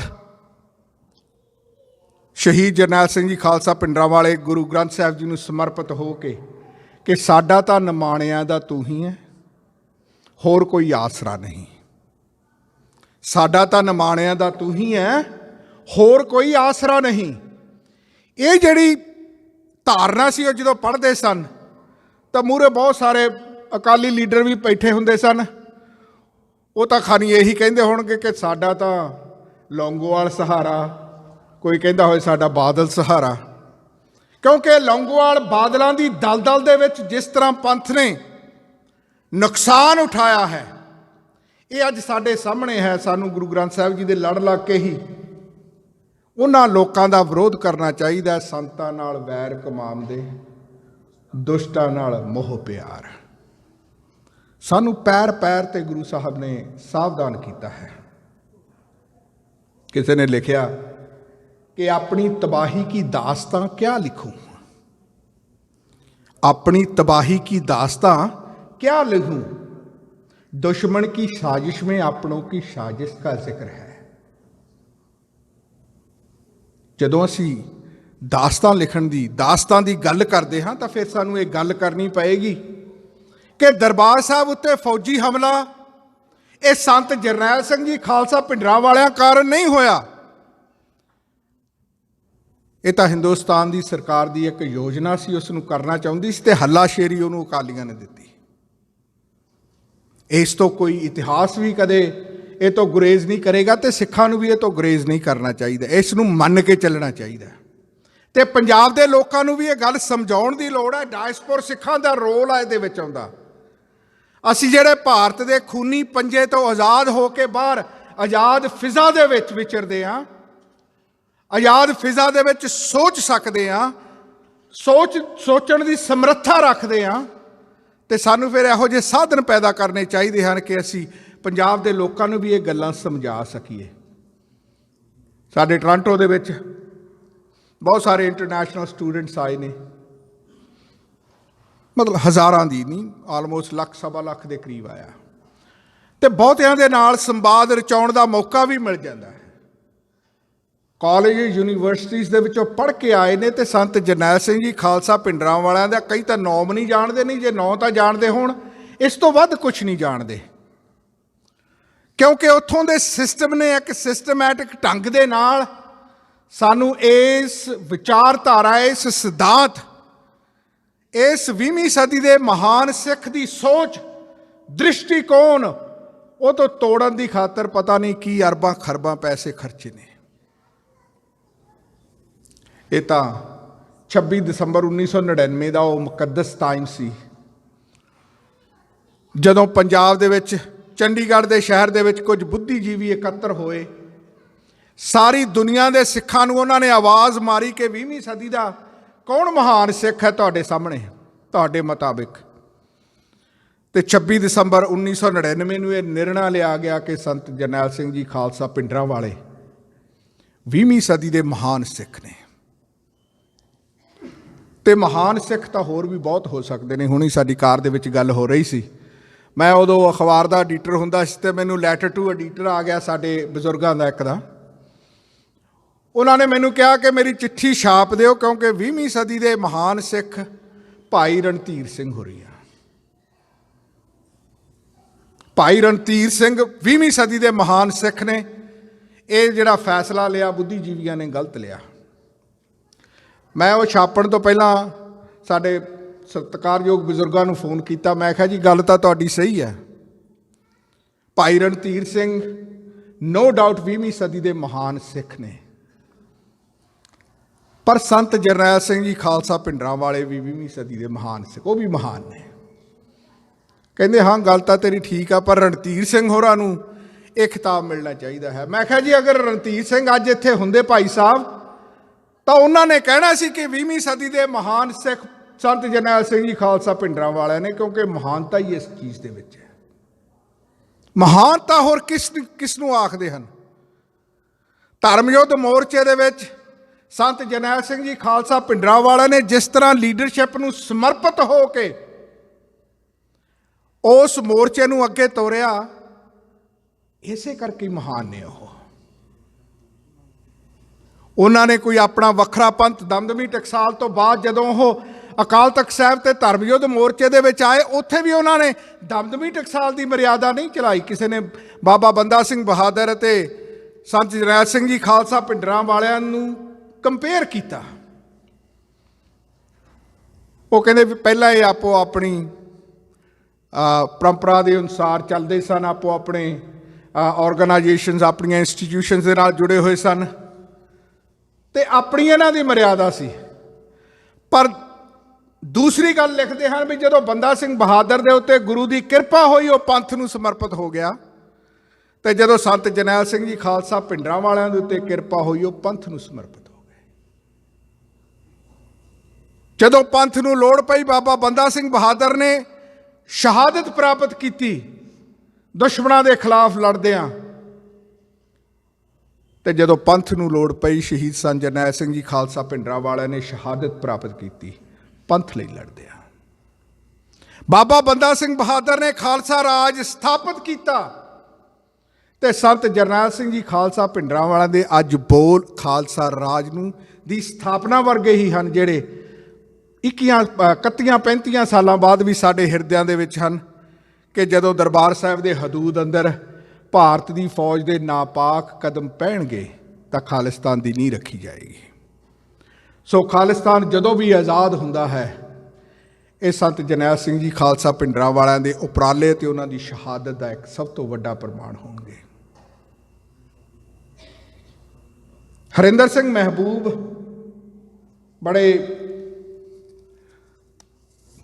ਬੜੇ ਸੁਲਝੇ ਹੋਏ, ਬੜੇ ਡੂੰਘਾਈ ਵਿੱਚ ਜਾ ਕੇ ਲਿਖਣ ਵਾਲੇ, ਜਿਨ੍ਹਾਂ ਨੇ ਇੰਦਰਾ ਨੂੰ ਡੈਣ ਸਰਾਲ ਆਖਿਆ।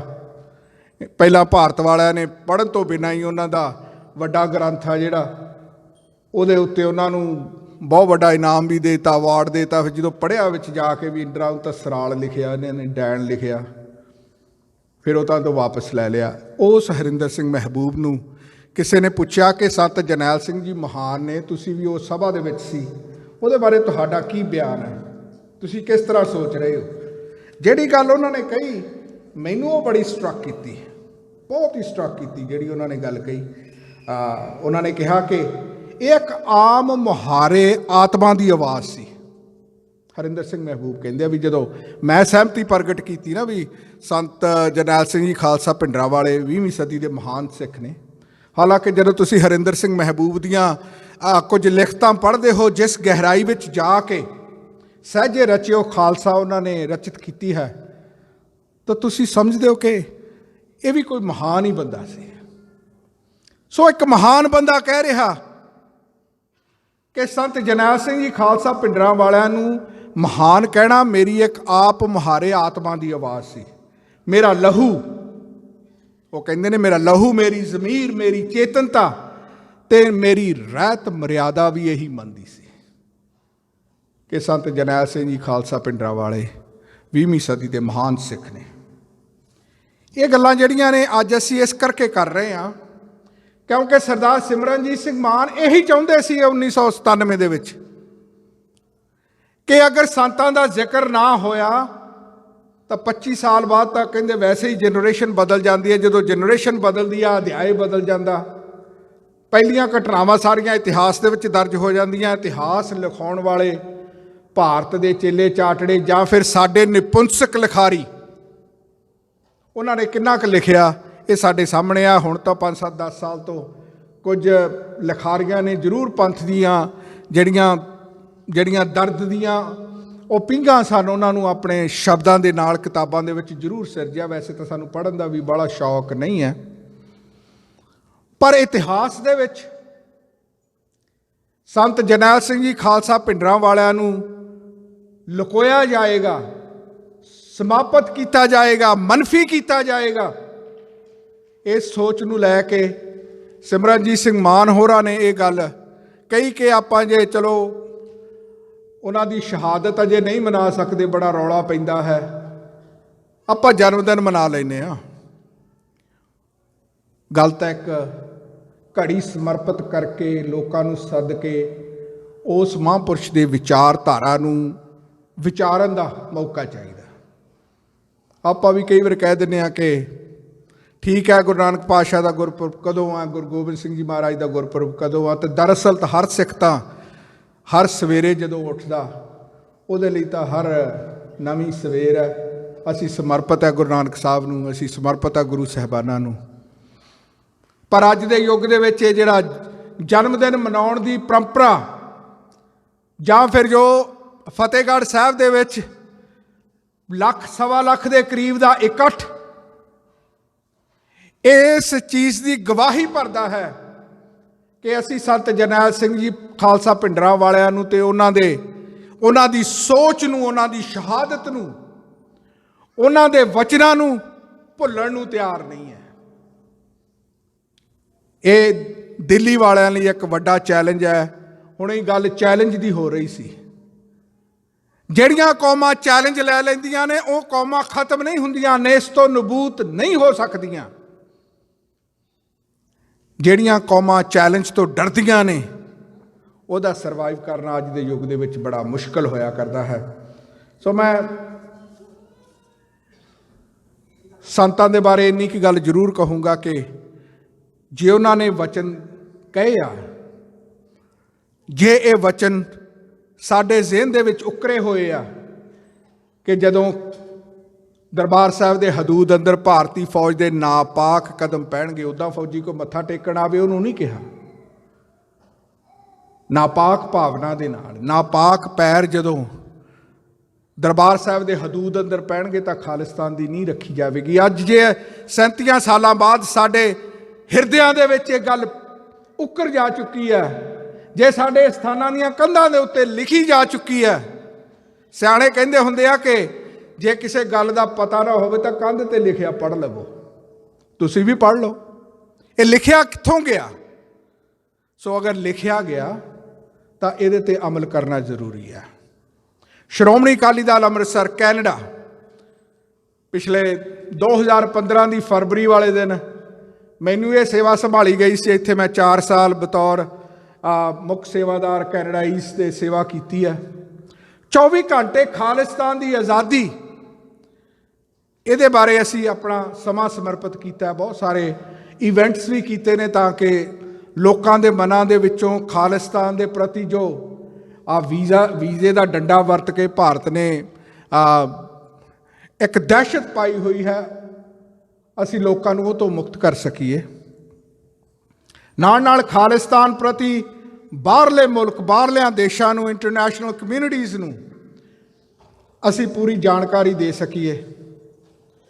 ਸੈਕੰਡ ਵਰਲਡ ਵਾਰ 1942 ਦੇ ਵਿੱਚ ਹੋਈ, ਉਸ ਤੋਂ ਬਾਅਦ ਯੂਨਾਈਟਿਡ ਨੇਸ਼ਨ ਹੋਂਦ ਦੇ ਵਿੱਚ ਆਈ।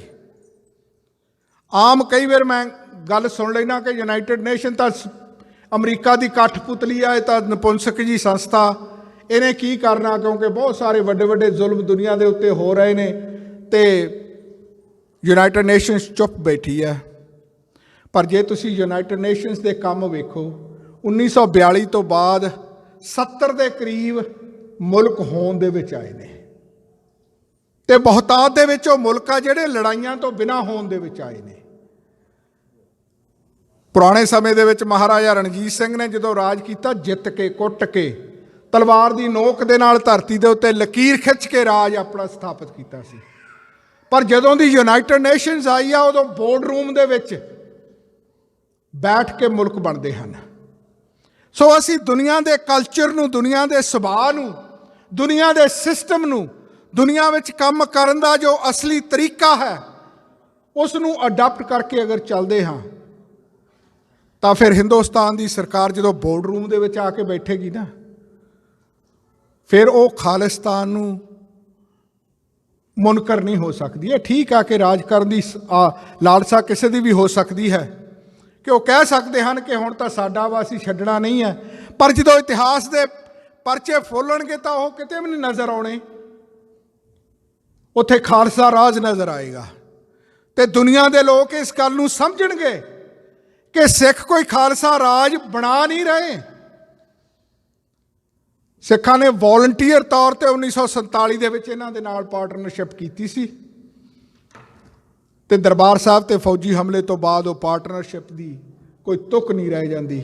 ਇਸ ਕਰਕੇ ਸਿੱਖਾਂ ਨੂੰ ਸਿੱਖਾਂ ਦਾ ਰਾਜ ਵਾਪਸ ਮਿਲਣਾ ਚਾਹੀਦਾ। ਇਹ ਦੁਨੀਆ ਦੇ ਲੋਕ ਕਹਿਣਗੇ, ਉਸ ਬੋਰਡ ਰੂਮ ਦੇ ਵਿੱਚ ਕਹਿਣਗੇ।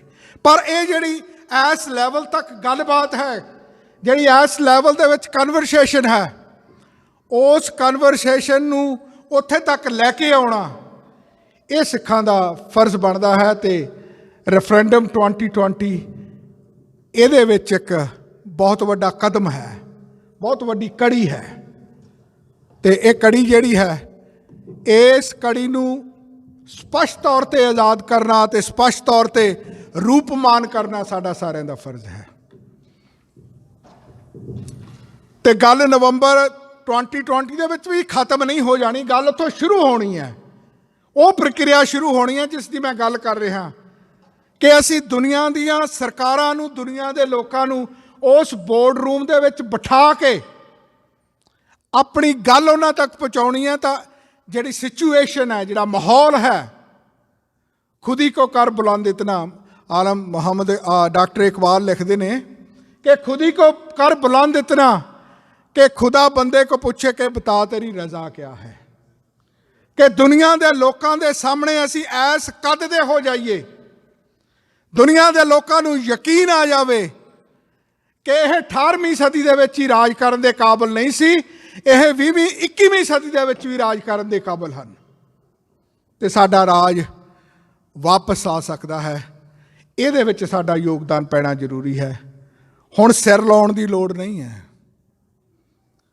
ਹੁਣ ਸਾਨੂੰ ਨਿੱਕੀਆਂ ਨਿੱਕੀਆਂ ਕੁਰਬਾਨੀਆਂ, ਹੋ ਸਕਦਾ ਵੀਜ਼ਾ ਨਾ ਮਿਲੇ, ਹੋ ਸਕਦਾ ਕਿਸੇ ਦੀ 2-4 ਵਿਗੇ ਜ਼ਮੀਨ ਉੱਥੇ ਹੜੱਪ ਲਵੇ ਸਰਕਾਰ, ਜਾਂ ਉਹਨਾਂ ਦਾ ਕੋਈ ਰਿਸ਼ਤੇਦਾਰ ਹੜੱਪ ਲਵੇ ਕਿਉਂਕਿ ਤੁਹਾਨੂੰ ਉੱਥੇ ਜਾਣ ਨਹੀਂ ਦਿੰਦੇ। ਸੋ ਇਹੋ ਜਿਹੀਆਂ ਨਿੱਕੀਆਂ ਨਿੱਕੀਆਂ ਕੁਰਬਾਨੀਆਂ ਨੇ।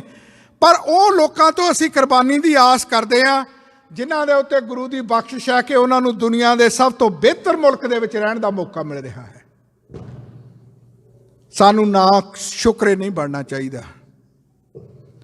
ਸਾਨੂੰ ਇਹ ਸੋਚ ਅਪਣਾਉਣੀ ਚਾਹੀਦੀ ਆ ਕਿ ਗੁਰੂ ਨੇ ਅਗਰ ਸਾਡੇ ਤੇ ਬਖਸ਼ਿਸ਼ ਕੀਤੀ ਆ, ਸਾਨੂੰ ਕੈਨੇਡਾ ਦੀ ਸਿਟੀਜ਼ਨਸ਼ਿਪ ਮਿਲੀ ਆ, ਅਸੀਂ ਕੋਈ NRI ਨਹੀਂ, ਅਸੀਂ ਕੋਈ ਨਾਨ ਰੈਜ਼ੀਡੈਂਟ ਇੰਡੀਅਨਸ ਨਹੀਂ ਐਨੀਮੋਰ। ਅਸੀਂ ਕੁਈਨ ਦੀ ਕਸਮ ਖਾ ਕੇ ਵੋਲੰਟੀਅਰ ਤੌਰ ਦੇ ਉੱਤੇ ਕੈਨੇਡਾ ਨੂੰ ਆਪਣਾ ਮੁਲਕ ਮੰਨਿਆ ਹੈ। ਤੇ ਜੇ ਗੁਰੂ ਨੇ ਸਾਨੂੰ ਐਡੀ ਵੱਡੀ ਬਖਸ਼ਿਸ਼ ਕੀਤੀ ਹੈ ਤਾਂ ਫਿਰ ਜਿਹੜੇ ਉਸ ਨਕਸ਼ੇ ਦੇ ਵਿੱਚ ਕੈਦ ਲੋਕ ਨੇ ਉਹਨਾਂ ਦੀ ਸਾਰ ਲੈਣੀ ਤੇ ਉਹਨਾਂ ਨੂੰ ਆਜ਼ਾਦ ਕਰਾਉਣਾ ਸਾਡਾ ਫਰਜ਼ ਹੈ। ਕਿਉਂਕਿ ਜਦੋਂ ਤੁਸੀਂ ਆਪਣੇ ਫਰਜ਼ਾਂ ਤੋਂ ਕੁਤਾਹੀ ਕਰਦੇ ਹੋ ਤਾਂ ਫਿਰ ਭਾਈ ਗੁਰਦਾਸ ਜੀ ਕਹਿੰਦੇ ਹਨ ਕਿ ਭਾਰੇ ਭੂਈ ਅਕਿਰਤ ਕਣ ਮੰਦੀ ਹੂ ਮੰਦੇ। ਸੋ ਸਾਨੂੰ ਅਕਿਰਤ ਕਣ ਨਹੀਂ ਬਣਨਾ ਚਾਹੀਦਾ। ਸਾਡੇ ਜੀਵਨ ਦੇ ਵਿੱਚ ਗੁਰੂ ਨੇ ਬੜੀਆਂ ਖੁਸ਼ੀਆਂ, ਬਹੁਤ ਮਹਿਲ ਮਨਾਰੇ, ਗੱਡੀਆਂ, ਸਭ ਕੁਝ ਦਿੱਤਾ ਹੈ, ਆਜ਼ਾਦੀ ਵੀ ਦਿੱਤੀ ਹੈ। ਕੋਈ ਕੈਨੇਡਾ ਵਿੱਚ ਬੈਠਾ ਸਿੱਖ ਇਹ ਨਹੀਂ ਕਹਿ ਸਕਦਾ ਕਿ ਮੈਨੂੰ ਇਸ ਗੱਲ ਦੀ ਆਜ਼ਾਦੀ ਨਹੀਂ ਹੈ। ਭਾਵੇਂ ਕਿ ਇੱਕ ਕਾਨੂੰਨੀ ਦਾਇਰਾ ਵੀ ਬਦਲ ਗਿਆ ਹੈ, ਪਰ ਉਹ ਇੰਨਾ ਮੋਕਲਾ ਹੈ ਕਿ ਤੁਸੀਂ ਸਵੇਰੇ ਸ਼ਾਮ ਆਜ਼ਾਦ ਫਿਜ਼ਾ ਦੇ ਵਿੱਚ ਵਿਚਰਦੇ ਹੋ। ਅਸੀਂ ਇਸ ਗੁਰਸਥਾਨ ਦੇ ਵਿੱਚ ਆਪਣਾ ਉਸਾਰ ਕੇ ਆਪਣੇ ਗੁਰੂ ਨੂੰ ਸਮਰਪਿਤ ਹੋ ਕੇ ਬੈਠੇ ਹਾਂ ਤੇ ਦਰਾਂ ਮੂਹਰੇ ਕਿਤੇ CRP ਵਾਲਿਆਂ ਦਾ ਪਹਿਰਾ ਨਹੀਂ ਹੈਗਾ ਇੱਥੇ। ਸੋ ਅਗਰ ਸਾਡੇ ਤੇ ਬਖਸ਼ਿਸ਼ ਕੀਤੀ ਆ ਤੇ ਸਾਡਾ ਫਰਜ਼ ਬਣਦਾ ਹੈ। ਸੰਤ ਜਰਨੈਲ ਸਿੰਘ ਜੀ ਖਾਲਸਾ ਭਿੰਡਰਾਂ ਵਾਲੇ ਵੀ ਜੇ ਸੰਥਿਆ ਹੀ ਦੇਣੀ ਹੁੰਦੀ ਤਾਂ ਚੁੱਪ ਕਰਕੇ ਆਰਾਮ ਨਾਲ ਦੇ ਹੀ ਜਾਂਦੇ। ਉਹਨਾਂ ਨੂੰ ਕਿਹਨੇ ਕਹਿਣਾ ਸੀਗਾ ਬਈ ਤੁਸੀਂ ਸੰਥਿਆ ਨਾ ਦਿਓ ਗੁਰਬਾਣੀ ਦੀ? ਉਹਨਾਂ ਨੂੰ ਕਿਹਨੇ ਕਹਿਣਾ ਸੀ ਕਿ ਤੁਸੀਂ ਪਾਠ ਨਾ ਕਰੋ ਜਾਂ ਤੁਸੀਂ ਚੌਂਕ ਮਹਿਤਾ ਜਿਹੜਾ ਦਮਦਮੀ ਟਕਸਾਲ ਦਾ ਹੈੱਡਕੁਆਟਰ ਆ ਉਹਨੂੰ ਇਸ ਤਰ੍ਹਾਂ ਨਾ ਉਸਾਰੋ, ਕਿਸੇ ਨੇ ਨਹੀਂ ਸੀ ਕਹਿਣਾ। ਗੱਲ ਉੱਥੋਂ ਸ਼ੁਰੂ ਹੋਈ ਜਿੱਥੋਂ ਗੁਲਾਮੀ ਗਲੋਂ ਲਾ ਕੇ ਆਜ਼ਾਦੀ ਦਾ ਆਜ਼ਾਦ ਫਿਜ਼ਾ ਵਿੱਚ ਵਿਚਰਨ ਦੀ ਗੱਲ ਹੈ। ਆਤਮਕ ਆਜ਼ਾਦੀ ਸਾਨੂੰ ਗੁਰੂ ਸਾਹਿਬ ਦਿੰਦਾ, ਪਰ ਦੁਨੀਆ ਦੀ ਦੁਨਿਆਵੀ ਆਜ਼ਾਦੀ ਜਦ ਤੱਕ ਤੁਹਾਡੇ ਕੋਲ ਪੋਲੀਟੀਕਲ ਪਾਵਰ ਨਹੀਂ ਹੈ ਉਦੋਂ ਤੱਕ ਤੁਹਾਡਾ ਕੁਝ ਵੀ ਮਹਿਫੂਜ਼ ਨਹੀਂ ਹੈ। ਰਾਜ ਬਿਨਾ ਨਹੀਂ ਧਰਮ ਚਲੇ ਹੈ। ਧਰਮ ਨੂੰ ਚਲਾਉਣਾ, ਪ੍ਰਫੁੱਲਿਤ ਕਰਨਾ। ਅੱਜ ਕ੍ਰਿਸਚੀਅਨਿਟੀ ਦੁਨੀਆ ਦੇ ਵਿੱਚ ਪ੍ਰਫੁੱਲਿਤ ਹੈ। ਕਿਉਂ ਪ੍ਰਫੁੱਲਿਤ ਹੈ? ਕ੍ਰਿਸਚੀਅਨ ਚਰਚ ਦੇ ਬਜਟ ਆ ਜਿਹੜੇ ਉਹ ਵੱਡੀਆਂ ਵੱਡੀਆਂ ਸਰਕਾਰਾਂ ਨਾਲੋਂ ਵੀ ਵੱਧ ਨੇ ਅਤੇ ਉਹਨੂੰ ਉਹ ਪ੍ਰਚਾਰ ਦੇ ਲਈ ਵਰਤਦੇ ਨੇ। ਰਾਜ ਬਿਨਾ ਨਹੀਂ ਧਰਮ ਚੱਲੇ ਹੈ, ਧਰਮ ਬਿਨਾ ਸਭ ਦਲੇ ਮਲੇ ਹੈ। ਸੋ ਖਾਲਸਾ ਪੰਥ ਨੇ ਦੁਨੀਆ ਦੇ ਉੱਤੇ ਅਗਰ ਰਾਜ ਕੀਤਾ ਮਹਾਰਾਜਾ ਰਣਜੀਤ ਸਿੰਘ ਦਾ, ਤਾਂ ਉਸ ਰਾਜ ਬਾਰੇ ਪੜ੍ਹ ਲਓ। ਕਹਿੰਦੇ ਹਨ ਕਿ ਦੁਨੀਆ ਦੇ ਉੱਤੇ ਕਦੇ ਉਹੋ ਜਿਹਾ ਰਾਜ ਆਇਆ ਹੀ ਨਹੀਂ। ਯੂਨਾਈਟਿਡ ਸਟੇਟਸ ਦਾ ਸਭ ਤੋਂ ਵਧੀਆ ਰਾਜ ਵੇਖਦੇ ਹਾਂ ਅਸੀਂ, ਕੈਨੇਡਾ ਦਾ ਬਹੁਤ ਵਧੀਆ ਰਾਜ ਵੇਖਦੇ ਹਾਂ, ਪਰ ਇੱਥੇ ਵੀ ਐਬਰੀਜਨਲਸ ਦੇ ਨਾਲ ਜੋ ਕੈਨੇਡਾ ਦੇ ਵਿੱਚ ਹੋਇਆ, ਹੁਣ ਜਦੋਂ ਜਸਟਿਨ ਟਰੂਡੋ ਦੀ ਸਰਕਾਰ ਬਣੀ ਸੀ, ਉਹਨਾਂ ਨੇ ਇੱਕ ਕਮਿਸ਼ਨ ਬਣਾਇਆ ਕਿ ਇਹ ਕਮਿਸ਼ਨ ਆ ਜਿਹੜਾ ਇਹ ਇਨਵੈਸਟੀਗੇਟ ਕਰੇਗਾ ਬਈ 1000 ਐਬਰੀਜਨਲ ਔਰਤ ਨੂੰ ਚੱਕ ਕੇ ਮਾਰ ਕੇ ਰੇਪ ਕਰਕੇ ਕਿੱਥੇ ਖੁਰਦ-ਬੁਰਦ ਕਰ ਦਿੱਤਾ ਗਿਆ, ਉਹਨਾਂ ਦੀ ਕੋਈ ਰਿਪੋਰਟ ਹੀ ਕਿਉਂ ਨਹੀਂ ਹੋਈ। ਇਹ ਕੈਨੇਡਾ ਦੀ ਗੱਲ ਹੈ ਅਤੇ ਪਿਛਲੇ 35-40 ਸਾਲ ਦੀ ਹੋਈ ਗੱਲ ਹੈ। ਸੋ ਦੁਨੀਆ ਦੇ ਉੱਤੇ ਅਗਰ ਕੋਈ ਖਾਲਸਾ ਰਾਜ ਦੇ ਬਾਰੇ ਇਹੋ ਜਿਹੀ ਗੱਲ ਸੁਣੀ ਹੈ?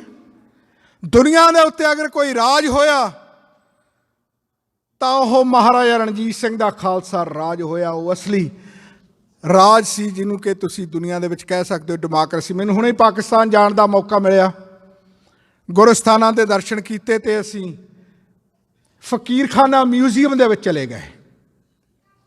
ਫਕੀਰਖਾਨਾ ਮਿਊਜ਼ੀਅਮ ਲਾਹੌਰ ਦੇ ਵਿੱਚ ਹੈ, ਛੋਟੀ ਜਿਹੀ ਹਵੇਲੀ ਦੇ ਵਿੱਚ ਹੈ। ਮਹਾਰਾਜਾ ਰਣਜੀਤ ਸਿੰਘ ਦੇ ਰਾਜ ਦੇ ਪ੍ਰਧਾਨ ਮੰਤਰੀ ਅਜੀਜ਼ੁਦੀਨ ਦੀ ਉਹ ਹਵੇਲੀ ਹੈ ਅਤੇ 7ਵੀਂ ਪੀੜ੍ਹੀ ਦੇ ਵਿੱਚ ਉਸ ਹਵੇਲੀ ਨੂੰ ਉਹਨਾਂ ਨੇ ਮਿਊਜ਼ੀਅਮ ਦੇ ਵਿੱਚ ਤਬਦੀਲ ਕੀਤਾ ਹੋਇਆ। ਬਹੁਤ ਸਾਰੇ ਉੱਥੇ ਖਾਲਸਾ ਰਾਜ ਦੇ ਨਾਲ ਸੰਬੰਧਿਤ ਚੀਜ਼ਾਂ ਸਾਨੂੰ ਵੇਖਣ ਨੂੰ ਮਿਲੀਆਂ। ਇੱਕ 2.5 ਇੰਚ ਦੀ ਕੁਰਾਨ ਦੇਖੀ ਗਈ ਜਿਹੜੀ ਕਿ ਸੋਨੇ ਦੀ ਸ਼ਾਹੀ ਦੇ ਨਾਲ ਲਿਖੀ ਹੋਈ ਸੀ। ਕਹਿੰਦੇ ਹਨ ਕਿ ਮਹਾਰਾਜਾ ਰਣਜੀਤ ਸਿੰਘ ਦੇ ਰਾਜ ਦੇ ਮੌਕੇ ਕਿਸੇ ਮੁਸਲਮਾਨ ਨੇ ਬੜੀ ਤਰੱਦਦ ਕੀਤੀ ਅਤੇ ਸੋਨੇ ਦੀ ਸ਼ਾਹੀ ਦੇ ਨਾਲ ਕੁਰਾਨ ਲਿਖੀ। ਹੁਣ ਉਹ ਗਰੀਬ ਸੀਗਾ, ਉਹ ਚਾਹੁੰਦਾ ਸੀ ਕਿ ਕੋਈ ਖਰੀਦ ਲਵੇ ਕਿਉਂਕਿ ਉਹਨੇ ਮਿਹਨਤ ਕੀਤੀ ਹੈ।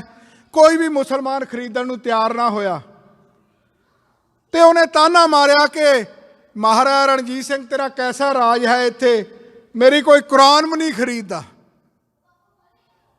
ਇਹ ਗੱਲ ਕਹਿੰਦੇ ਨੇ ਮਹਾਰਾਜਾ ਰਣਜੀਤ ਸਿੰਘ ਕੋਲੇ ਪਹੁੰਚੀ, ਉਹਨਾਂ ਨੇ ਉਹਨੂੰ ਬੁਲਾਇਆ, ਉਹਨੂੰ ਪੁੱਛਿਆ ਕਿ ਕਿੰਨੇ ਕੁ ਦੀ ਕੁਰਾਨ ਹੈ। ਉਹ ਸਾਨੂੰ ਅਮਾਊਂਟ ਤਾਂ ਨਹੀਂ ਪਤਾ ਲੱਗਿਆ ਉਸ ਮਿਊਜ਼ੀਅਮ ਦੇ ਵਿੱਚੋਂ ਕਿਉਂਕਿ ਜਿਹੜਾ ਮੇਨ ਬੰਦਾ ਸੀ ਉਦੋਂ ਉੱਥੇ ਗੈਰ ਹਾਜ਼ਰ ਸੀ, ਪਰ ਇਹ ਪਤਾ ਲੱਗਿਆ ਕਿ ਜਿੰਨੇ ਪੈਸੇ ਉਸ ਲਿਖਾਰੀ ਨੇ ਮੰਗੇ ਉਸ ਤੋਂ 3 ਗੁਣਾ ਪੈਸੇ ਦੇ ਕੇ ਮਹਾਰਾਜਾ ਰਣਜੀਤ ਸਿੰਘ ਨੇ ਉਹ ਕੁਰਾਨ ਜਿਹੜੀ ਖਰੀਦ ਲਈ। ਜਦੋਂ ਖਰੀਦ ਲਈ ਤਾਂ ਜਦੋਂ ਪ੍ਰਧਾਨ ਮੰਤਰੀ ਅਜੀਜ਼ੁਦੀਨ ਨੂੰ ਪਤਾ ਲੱਗਿਆ ਬਈ, ਉਹ ਕਹਿੰਦੇ ਵੀ ਰਣਜੀਤ ਸਿੰਘ ਤੂੰ ਇੱਥੇ ਬਹੁਤ ਪੈਸੇ ਖਰਚ ਦਿੱਤੇ, ਇਹ ਇਨਵੈਸਟਮੈਂਟ ਆ, ਇਹ ਤੈਨੂੰ ਕਰਨਾ ਨਹੀਂ ਸੀ ਚਾਹੀਦਾ, ਇੰਨਾ ਪੈਸਾ ਵੇਸਟ ਕੀਤਾ। ਅਤੇ ਉਹ ਕਹਿੰਦਾ ਵੀ ਤੂੰ ਮੁਸਲਮਾਨ ਧਰਮ ਦੇ ਨਾਲ ਸੰਬੰਧਿਤ ਹੈ, ਤੂੰ ਮੇਰਾ ਪ੍ਰਧਾਨ ਮੰਤਰੀ ਹੈ, ਮੈਂ ਤੇਰੇ ਲਈ ਇਹ ਗਿਫਟ ਰੱਖਿਆ, ਤੇਰੇ ਲਈ ਇਹ ਮੈਂ ਗਿਫਟ ਖਰੀਦਿਆ, ਨਾ ਮੇਰੇ ਲਈ ਨਾ ਤੇਰੇ ਲਈ ਕੁਰਾਨ ਦੀ ਕੋਈ ਕੀਮਤ ਨਹੀਂ ਹੈ। ਅੱਜ ਉਹ ਕੁਰਾਨ ਉਨੇ ਹੀ ਰੂਪ ਦੇ ਵਿੱਚ ਫਕੀਰੁਦੀਨ ਮਿਊਜ਼ੀਅਮ ਦੇ ਵਿੱਚ ਪਈ ਹੈ।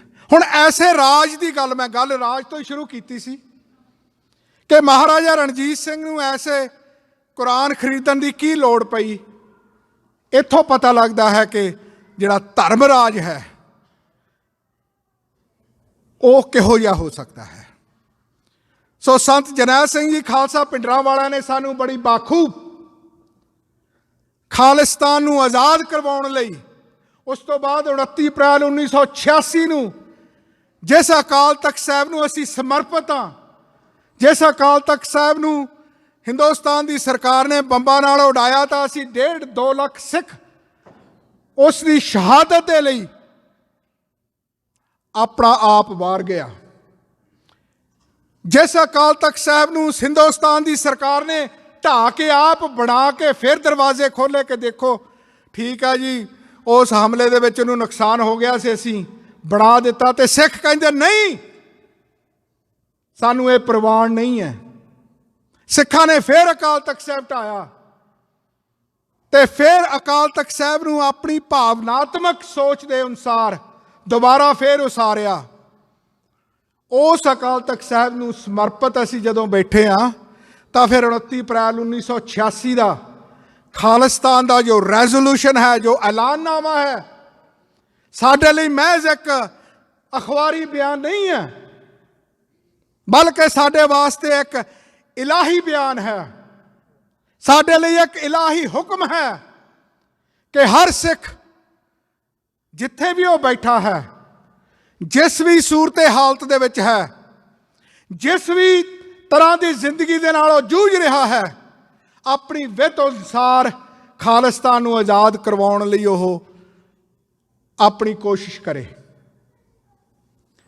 ਤੇ ਮੈਂ ਜਦੋਂ ਸ਼੍ਰੋਮਣੀ ਅਕਾਲੀ ਦਲ ਅੰਮ੍ਰਿਤਸਰ ਨੂੰ ਸਵੇਰ ਤੋਂ ਸ਼ਾਮ ਤੱਕ ਫੋਲੋ ਕਰਦਾ, ਮੈਨੂੰ ਉਹਦੇ ਵਿੱਚ ਇੱਕ ਗੱਲ ਬਿਲਕੁਲ ਕਾਮਨ ਨਜ਼ਰ ਆ ਰਹੀ ਹੈ ਕਿ ਸੰਤ ਜਰਨੈਲ ਸਿੰਘ ਜੀ ਖਾਲਸਾ ਭਿੰਡਰਾਂਵਾਲੇ ਅਤੇ 29 ਅਪ੍ਰੈਲ 1986 ਦੇ ਉਸ ਖਾਲਿਸਤਾਨ ਦੇ ਐਲਾਨਨਾਮੇ ਨੂੰ ਸਮਰਪਿਤ ਪੰਜਾਬ ਦੇ ਵਿੱਚ ਸਰਦਾਰ ਸਿਮਰਨਜੀਤ ਸਿੰਘ ਮਾਨ ਦੀ ਅਗਵਾਈ ਦੇ ਵਿੱਚ ਇਹ ਆਰਗੇਨਾਈਜੇਸ਼ਨ ਕੰਮ ਕਰ ਰਹੀ ਹੈ। ਹੁਣ ਦਲ ਖਾਲਸਾ ਦੇ ਨਾਲ ਮਿਲ ਕੇ, ਕਿਉਂਕਿ ਇਹ ਜਿਹੜੀਆਂ ਸ਼ਕਤੀਆਂ ਨੇ, ਅਗਰ ਅਸੀਂ ਇਹਨਾਂ ਨੂੰ ਕੜਾਵੇ ਵਿੱਚ ਲਵਾਂਗੇ ਤਾਂ ਫਿਰ ਕੋਈ ਵੀ ਤੂਫਾਨ ਸਾਨੂੰ ਨੁਕਸਾਨ ਨਹੀਂ ਪਹੁੰਚਾ ਸਕੇਗਾ। ਸਾਨੂੰ ਲੋੜ ਹੈ ਕਿ ਅਸੀਂ ਉਹਨਾਂ ਸ਼ਕਤੀਆਂ ਨੂੰ, ਉਹਨਾਂ ਵਹੀਕਲਸ ਨੂੰ ਇੰਨੀ ਕੁ ਹੋਰ ਊਰਜਾ ਬਖਸ਼ ਦਈਏ ਕਿ ਉਹ ਦਿੱਲੀ ਦੇ ਉਸ ਮਹਿਲ ਦੇ ਵਿੱਚ ਟਕਰਾ ਜਾਣ, ਦਿੱਲੀ ਦੇ ਉਸ ਤਖਤ ਦੇ ਵਿੱਚ ਟਕਰਾ ਜਾਣ ਜਿਨ੍ਹਾਂ ਨੇ ਅਕਾਲ ਤਖਤ ਸਾਹਿਬ ਨੂੰ ਢਾਉਣ ਦੀ ਇੱਕ ਸਭ ਤੋਂ ਵੱਡੀ ਬੱਜਰ ਗਲਤੀ ਕੀਤੀ ਸੀ। ਖਾਲਿਸਤਾਨ ਦਾ ਨਕਸ਼ਾ ਅਸੀਂ ਪਿਛਲੇ ਸਾਲ ਟੋਰਾਂਟੋ ਦੇ ਵਿੱਚ ਰਿਲੀਜ਼ ਕੀਤਾ ਸੀ, ਦੁਨੀਆ ਨੂੰ ਦੱਸਣ ਦੀ ਖਾਤਰ ਕਿ ਇੱਥੇ ਇੱਕ ਐਸ਼ਕ ਲਾਈਨ ਦੇ ਅਨੁਸਾਰ ਅਸੀਂ ਕੱਚੀ ਪੈਂਚਲ ਦੇ ਨਾਲ ਲਾਈਨਾਂ ਵਾਹ ਕੇ ਕਿ ਇੰਨਾ ਕੁ ਤਾਂ ਸਾਡਾ ਹੱਕ ਬਣਦਾ ਹੀ ਆ ਨਾ, ਚਲੋ ਵੱਧ ਘਾਟ ਫਿਰ ਬਾਅਦ 'ਚ ਕਰ ਲਵਾਂਗੇ। ਖਾਲਿਸਤਾਨ ਦਾ ਸੰਵਿਧਾਨ, ਮੈਨੂੰ ਅਕਸਰ ਸਵਾਲ ਹੁੰਦੇ ਨੇ, ਮੈਂ ਇੰਗਲੈਂਡ ਗਿਆ, ਉੱਥੇ ਟੀਵੀ ਦੀ ਇੰਟਰਵਿਊ ਹੋਈ, ਉੱਥੇ ਵੀ ਸਵਾਲ ਕੀਤੇ ਗਏ ਕਿ ਖਾਲਿਸਤਾਨ ਕੀ ਸਿੱਖਾਂ ਦਾ ਹੋਏਗਾ। ਕਿਸੇ ਨੇ ਕਿਹਾ ਅੰਮ੍ਰਿਤਧਾਰੀ ਸਿੰਘ ਹੀ ਉਹ ਤੇ ਉਹਦੀ ਸਰਕਾਰ ਦੇ ਵਿੱਚ ਕੈਬਨਿਟ 'ਚ ਆਉਣਗੇ। ਇੱਥੇ ਵੀ ਗੁਰਦੁਆਰਾ ਸਾਹਿਬ ਦੇ ਵਿੱਚ ਵੀ ਕਿਹਾ, ਮੈਂ ਇੱਕ ਬਿਆਨ ਦੇਤਾ ਸੀਗਾ ਕਿ ਖਾਲਿਸਤਾਨ ਮੁਲਕ ਆ ਜਿਹੜਾ, ਉੱਥੇ ਸਭ ਨੂੰ ਆਜ਼ਾਦੀ ਹੋਏਗੀ। ਮੈਂ ਆਪਣੀ ਵਹਿਣ ਦੇ ਵਿੱਚ ਬਹਿੰਦਿਆਂ ਇਹ ਵੀ ਕਹਿਤਾ ਕਿ ਖਾਲਿਸਤਾਨ ਦੇ ਵਿੱਚ ਤਾਂ ਮਿਸ ਪੂਜਾ ਵੀ ਗਾਇਆ ਕਰੂਗੀ, ਬੰਦਿਸ਼ਾਂ ਨਹੀਂ ਹੋਣਗੀਆਂ, ਡਰਨ ਦੀ ਲੋੜ ਨਹੀਂ ਹੈ। ਖਾਲਿਸਤਾਨ ਬਣ ਗਿਆ ਕਿਤੇ ਸਾਰੀਆਂ ਇਮਾਰਤਾਂ ਢਾਹ ਕੇ ਦੁਬਾਰਾ ਨਹੀਂ ਬਣਾਉਣੀਆਂ, ਸਾਰੇ ਹਾਈਵੇਜ਼ ਪੂਰ ਕੇ ਦੁਬਾਰਾ ਹਾਈਵੇ ਨਹੀਂ ਕੱਢਣੇ। ਖਾਲਿਸਤਾਨ ਦੇ ਵਿੱਚ ਸਿਸਟਮ ਬਦਲਣਾ, ਸਰਕਾਰੀ ਗਲਿਆਰਿਆਂ ਦੀਆਂ ਨੀਤੀਆਂ ਬਦਲੀਆਂ ਜਾਣੀਆਂ, ਤੇ ਜਦੋਂ ਨੀਤੀਆਂ ਬਦਲਾਂਗੇ ਤਾਂ ਲੋਕ ਆਪੇ ਬਦਲ ਜਾਂਦੇ ਨੇ, ਸੋਚਾਂ ਆਪੇ ਬਦਲ ਜਾਂਦੀਆਂ ਨੇ। ਸੋ ਅੱਜ ਲੋੜ ਹੈ ਖਾਲਿਸਤਾਨ ਨੂੰ, ਜਿਹੜੇ ਲੋਕ ਹਊਆ ਬਣਾ ਰਹੇ ਨੇ ਨਾ, ਦਰਅਸਲ ਇਹ ਇੱਕ ਮੁਲਕ ਹੈ ਜਿਹੜਾ ਗੁਰੂ ਗ੍ਰੰਥ ਸਾਹਿਬ ਜੀ ਦੀ ਸੋਚ, ਗੁਰੂ ਗ੍ਰੰਥ ਸਾਹਿਬ ਜੀ ਦਾ ਸਿਧਾਂਤ, ਕਿਉਂਕਿ ਗੁਰੂ ਗ੍ਰੰਥ ਸਾਹਿਬ ਜੀ ਇਕੱਲੇ ਸਿੱਖਾਂ ਦੇ ਗੁਰੂ ਤਾਂ ਨਹੀਂ ਨਾ। ਆਪਾਂ ਹੁਣੇ ਹੀ ਪਿਛਲੇ ਦਿਨਾਂ ਦੇ ਵਿੱਚ ਗੁਰੂ ਭਗਤ ਰਵਿਦਾਸ ਜੀ ਦਾ ਜਨਮ ਦਿਹਾੜਾ ਮਨਾ ਕੇ ਗਏ ਹਾਂ। 42 ਸ਼ਬਦ ਨੇ ਉਹਨਾਂ ਦੇ ਗੁਰੂ ਗ੍ਰੰਥ ਸਾਹਿਬ ਜੀ ਦੇ ਵਿੱਚ ਦਰਜ ਕੀਤੇ ਹੋਏ, ਤੇ ਉਹਨਾਂ ਨੇ ਵੀ ਬ੍ਰਾਹਮਣਵਾਦ ਤੋਂ ਦੁਖੀ ਹੋ ਕੇ ਖਾਲਸਾ ਰਾਜ ਸਿਰਜਣ ਦੀ ਗੱਲ ਕੀਤੀ, ਇੱਕ ਇਹੋ ਜਿਹਾ ਖਿੱਤਾ ਸਿਰਜਣ ਦੀ ਗੱਲ ਕੀਤੀ ਸੀ। ਤੇ ਬਾਬਾ ਬੰਦਾ ਸਿੰਘ ਬਹਾਦਰ ਨੇ ਉਹ ਫਿਰ ਖਿੱਤਾ ਸਿਰਜਿਆ। ਉਸ ਤੋਂ ਬਾਅਦ ਮਹਾਰਾਜਾ ਰਣਜੀਤ ਸਿੰਘ ਨੇ ਉਹ ਖਿੱਤਾ ਸਿਰਜਿਆ। ਉਸ ਤੋਂ ਬਾਅਦ ਹੁਣ ਇਹ ਬੀੜਾ ਸੰਤ ਜਰਨੈਲ ਸਿੰਘ ਉਹਨਾਂ ਦੀ ਸੋਚ ਦੇ ਉੱਤੇ ਪਹਿਰਾ ਦੇਣ ਵਾਲੇ ਸਮੁੱਚੇ ਖਾਲਸਾ ਪੰਥ ਨੇ ਬੀੜਾ ਚੁੱਕਿਆ ਹੋਇਆ ਹੈ ਕਿ ਅਸੀਂ ਵੀ ਬੇਗਮਪੁਰਾ ਸਿਰਜ ਸਕੀਏ। ਸੋ ਗੁਰੂ ਗ੍ਰੰਥ ਸਾਹਿਬ ਜੀ ਸਿੱਖਾਂ ਦੇ ਗੁਰੂ ਨਹੀਂ ਹੈ। ਖਾਲਿਸਤਾਨ ਸਿੱਖਾਂ ਲਈ ਨਹੀਂ ਹੋਏਗਾ ਬਲਕਿ ਮਨੁੱਖਤਾ ਲਈ ਹੋਏਗਾ। ਪਰ ਉੱਥੋਂ ਦੀਆਂ ਨੀਤੀਆਂ, ਉੱਥੋਂ ਦੀ ਕਾਰਜ ਪ੍ਰਣਾਲੀ, ਉੱਥੋਂ ਦੀ ਰਾਜ ਪ੍ਰਣਾਲੀ ਗੁਰੂ ਗ੍ਰੰਥ ਸਾਹਿਬ ਜੀ ਦੀਆਂ ਸਿੱਖਿਆਵਾਂ ਦੇ ਅਨੁਸਾਰ ਹੋਏਗੀ। ਉੱਥੇ ਪ੍ਰਕਾਸ਼ ਸਿੰਘ ਬਾਦਲ ਦੇ ਕਦਮਾਂ ਦੇ ਵਿੱਚ ਨਹੀਂ ਕਿਸੇ ਨੂੰ ਬੈਠਣਾ ਪਏਗਾ। ਉੱਥੇ ਗੁਰਸਿੱਖ ਬੈਠੇ ਸਫਾ ਵਿਛਾਏ, ਉੱਥੇ ਸਫਾ ਵਿਛਾ ਕੇ ਬੈਠਿਆ ਜਾਏਗਾ। ਸੋ ਇਸ ਕਰਕੇ ਇਹ ਗੱਲ ਆਪਣੇ ਜ਼ਿਹਨ ਦੇ ਵਿੱਚ ਬਿਠਾ ਲਵੋ ਕਿ ਖਾਲਸਾ ਰਾਜ ਕੈਨੇਡਾ ਜਾਂ ਫਿਰ ਇਸ ਤੋਂ ਵੀ ਅਪਗ੍ਰੇਡਡ ਮੁਲਕ ਹੋਏਗਾ ਜਿੱਥੇ ਹਰ ਇੱਕ ਨੂੰ ਰਹਿਣ ਦੀ ਆਜ਼ਾਦੀ ਹੋਏਗੀ। ਹੋ ਸਕਦਾ ਖਾਲਿਸਤਾਨ ਆਜ਼ਾਦ ਹੋਣ ਤੋਂ 35-40 ਸਾਲ ਬਾਅਦ ਇਹ ਕਲਪਨਾ ਜਿਹੜੀ ਅਸੀਂ ਕਰ ਰਹੇ ਹਾਂ ਉਹ ਲਾਗੂ ਹੋਵੇ, ਕਿਉਂਕਿ ਰੈਟਲਿੰਗ ਤਾਂ ਖਾਲਿਸਤਾਨ ਦੇ ਆਜ਼ਾਦ ਹੋਣ ਤੋਂ ਬਾਅਦ ਸ਼ੁਰੂ ਹੋਏਗੀ ਨਾ।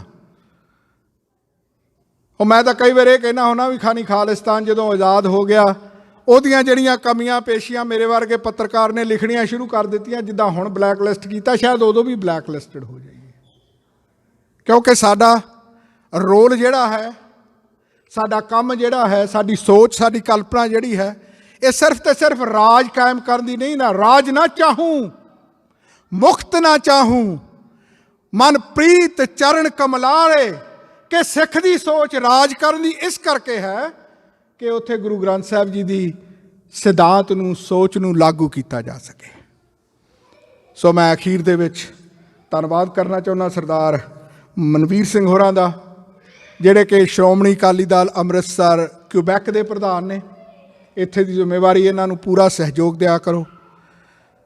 ਪਰਮਿੰਦਰ ਸਿੰਘ ਪੌਂਗਲੀ ਜਿਹੜੇ ਕਿ ਸਾਡੇ ਯੂਥ ਦੇ ਪ੍ਰਧਾਨ ਨੇ, ਇਹਨਾਂ ਨੂੰ ਵੀ ਤੁਸੀਂ ਪੂਰਾ ਸਹਿਯੋਗ ਦਿਆ ਕਰੋ। ਅਤੇ ਮੈਂ ਹੁਣੇ ਹੀ ਮਿਆਣੀ ਸਾਹਿਬ ਦੇ ਦਰਸ਼ਨ ਕੀਤੇ। ਮੈਨੂੰ ਯਾਦ ਆ ਗਿਆ ਜਦੋਂ ਹੁਣ ਅਣਖੀਲਾ ਪੰਜਾਬ ਟੈਲੀਵਿਜ਼ਨ ਚੱਲਿਆ ਕਰਦਾ ਸੀ, ਇਹ ਮੇਰੇ ਕੋਲ ਆਏ, ਉਦੋਂ ਪਹਿਲੀ ਵਾਰ ਇਹਨਾਂ ਦੇ ਦਰਸ਼ਨ ਹੋਏ। ਇਹਨਾਂ ਨੇ ਜਿਹੜੀਆਂ ਕਵੀਸ਼ਰੀਆਂ ਉਦ ਵਕਤ ਗਾਈਆਂ ਉਹ ਅੱਜ ਵੀ ਸਾਡੇ ਹਿਰਦਿਆਂ ਦੇ ਉੱਤੇ ਉਕਰੀਆਂ ਹੋਈਆਂ ਨੇ। ਇੰਨੀ ਲੰਬੀ ਸੋਚ।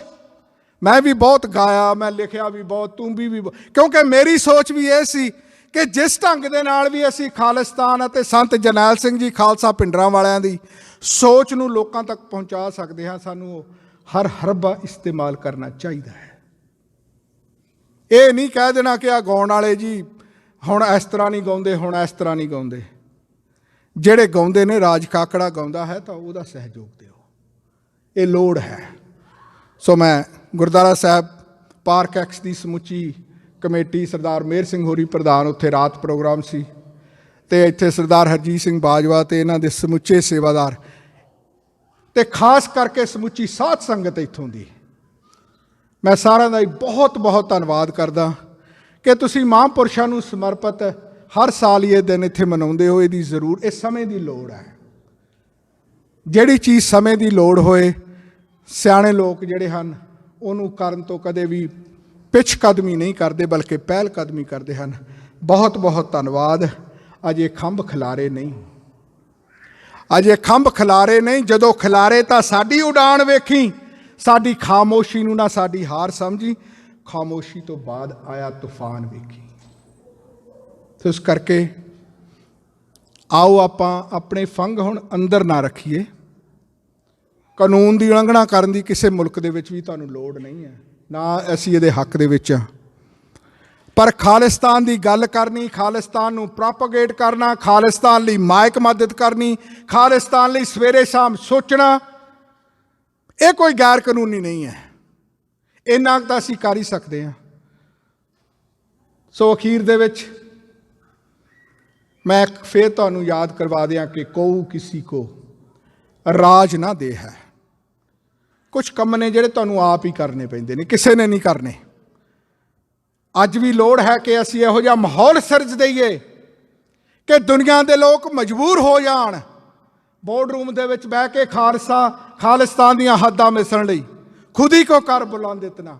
ਅਸੀਂ ਇਸ ਬੁਲੰਦੀ ਤੱਕ ਆਪਣੀ ਸੋਚ ਨੂੰ ਲੈ ਜਾਈਏ ਆਪਣੇ ਕਦਮਾਂ ਨੂੰ ਲੈ ਜਾਈਏ, ਆਪਣੇ ਸਵੇਰੇ ਸ਼ਾਮ ਦੇ ਵਰਤਾਰੇ ਨੂੰ ਲੈ ਜਾਈਏ, ਫੇਰ ਹੀ ਗੱਲ ਬਣੇਗੀ। ਕਿਉਂਕਿ ਕਉ ਕਿਸੇ ਕੋ ਰਾਜ ਨਾ ਦੇ ਹੈ, ਜੋ ਲੈ ਹੈ ਨਿਜ ਬਲ ਸੇ ਲੈ ਹੈ। ਖਾਲਿਸਤਾਨ ਜ਼ਿੰਦਾਬਾਦ। ਵਾਹਿਗੁਰੂ ਜੀ ਕਾ ਖਾਲਸਾ, ਵਾਹਿਗੁਰੂ ਜੀ ਕੀ ਫਤਿਹ।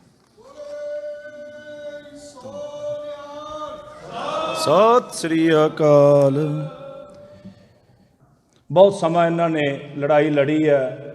ਜਿਸ ਤਰ੍ਹਾਂ ਮੈਂ ਕਹਿੰਦਾ ਵੀ ਇਹ ਚਲਦੀ ਫਿਰਦੀ ਲਾਇਬ੍ਰੇਰੀ ਨੇ ਸਿੱਖਾਂ ਦੀ। ਇਹਨਾਂ ਕੋਲ ਕਲਮ ਵੀ ਹੈ, ਇਹਨਾਂ ਕੋਲ ਆਵਾਜ਼ ਵੀ ਹੈ, ਇਹਨਾਂ ਦੇ ਬੁਲੰਦ ਹੌਸਲੇ ਵੀ ਨੇ, ਤੇ ਇਹਨਾਂ ਦੇ ਵਿੱਚੋਂ ਹੀ ਅਸੀਂ ਕੋਈ ਕਿਤਾਬ ਲੈ ਕੇ ਪੜ੍ਹੀ ਤੇ ਅਸੀਂ ਵੀ ਇੱਧਰ ਨੂੰ ਤੁਰੇ। ਇਹ ਇਹੋ ਜਿਹੇ ਮਹਾਨ ਨੇ ਸਾਡੇ ਪੰਥ ਵਾਸਤੇ। ਇਹਨਾਂ ਦਾ ਬਹੁਤ ਬਹੁਤ ਤਹਿ ਦਿਲੋਂ ਧੰਨਵਾਦ ਕਰਦੇ ਹਾਂ। ਸਰਦਾਰ ਪਰਮਿੰਦਰ ਸਿੰਘ ਪਾਂਗਲੀ, ਉਹਨਾਂ ਨੂੰ ਬੇਨਤੀ ਕਰਦੇ ਹਾਂ ਕਿ ਉਹ 5 ਮਿੰਟ ਵਾਸਤੇ ਸਟੇਜ 'ਤੇ ਆਉਣਗੇ। ਉਸ ਤੋਂ ਬਾਅਦ ਆਨੰਦ ਸਾਹਿਬ ਜੀ ਦੇ ਪਾਠ ਹੋਣਗੇ। ਸਮੁੱਚੀਆਂ ਸੰਗਤਾਂ ਦੇ ਚਰਨਾਂ ਵਿੱਚ ਬੇਨਤੀ ਵੀ ਹੈ ਤੇ ਖਿਮਾ ਵੀ ਚਾਹੁੰਦੇ ਹਾਂ।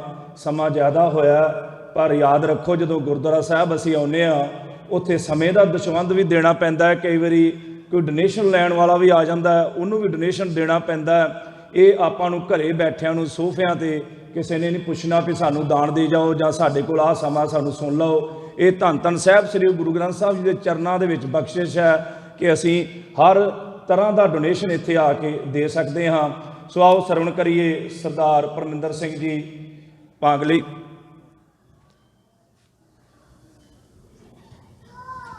दिल्ली तख्त पर बहे आप गुरु की फौज, शतर चलेंगे शीश पर बड़ी करेगी मौज। गुरु प्यारे साहब चंद जी आओ ਗੱਜ ਕੇ ਫਤਿਹ ਬੁਲਾइयो जी। ਵਾਹਿਗੁਰੂ ਜੀ ਕਾ ਖਾਲਸਾ, ਵਾਹਿਗੁਰੂ ਜੀ ਕੀ ਫਤਿਹ। ਖਾਲਸਾ ਜੀ, ਅੱਜ ਅਸੀਂ ਕੌਮ ਦੇ ਮਹਾਨ ਸੂਰਬੀਰ ਯੋਧਿਆਂ ਦਾ ਜਨਮ ਦਿਹਾੜਾ ਮਨਾ ਰਹੇ ਹਾਂ। ਸਾਹਿਬਜ਼ਾਦਾ ਬਾਬਾ ਅਜੀਤ ਸਿੰਘ ਤੇ ਸੰਤ ਬਾਬਾ ਜਰਨੈਲ ਸਿੰਘ ਖਾਲਸਾ ਭਿੰਡਰਾਂਵਾਲੇ, ਜਿਨ੍ਹਾਂ ਨੂੰ ਕੌਮ ਨੇ 20ਵੀਂ ਸਦੀ ਦੇ ਮਹਾਨ ਸਿੱਖ ਵਜੋਂ ਐਲਾਨਿਆ ਹੈ।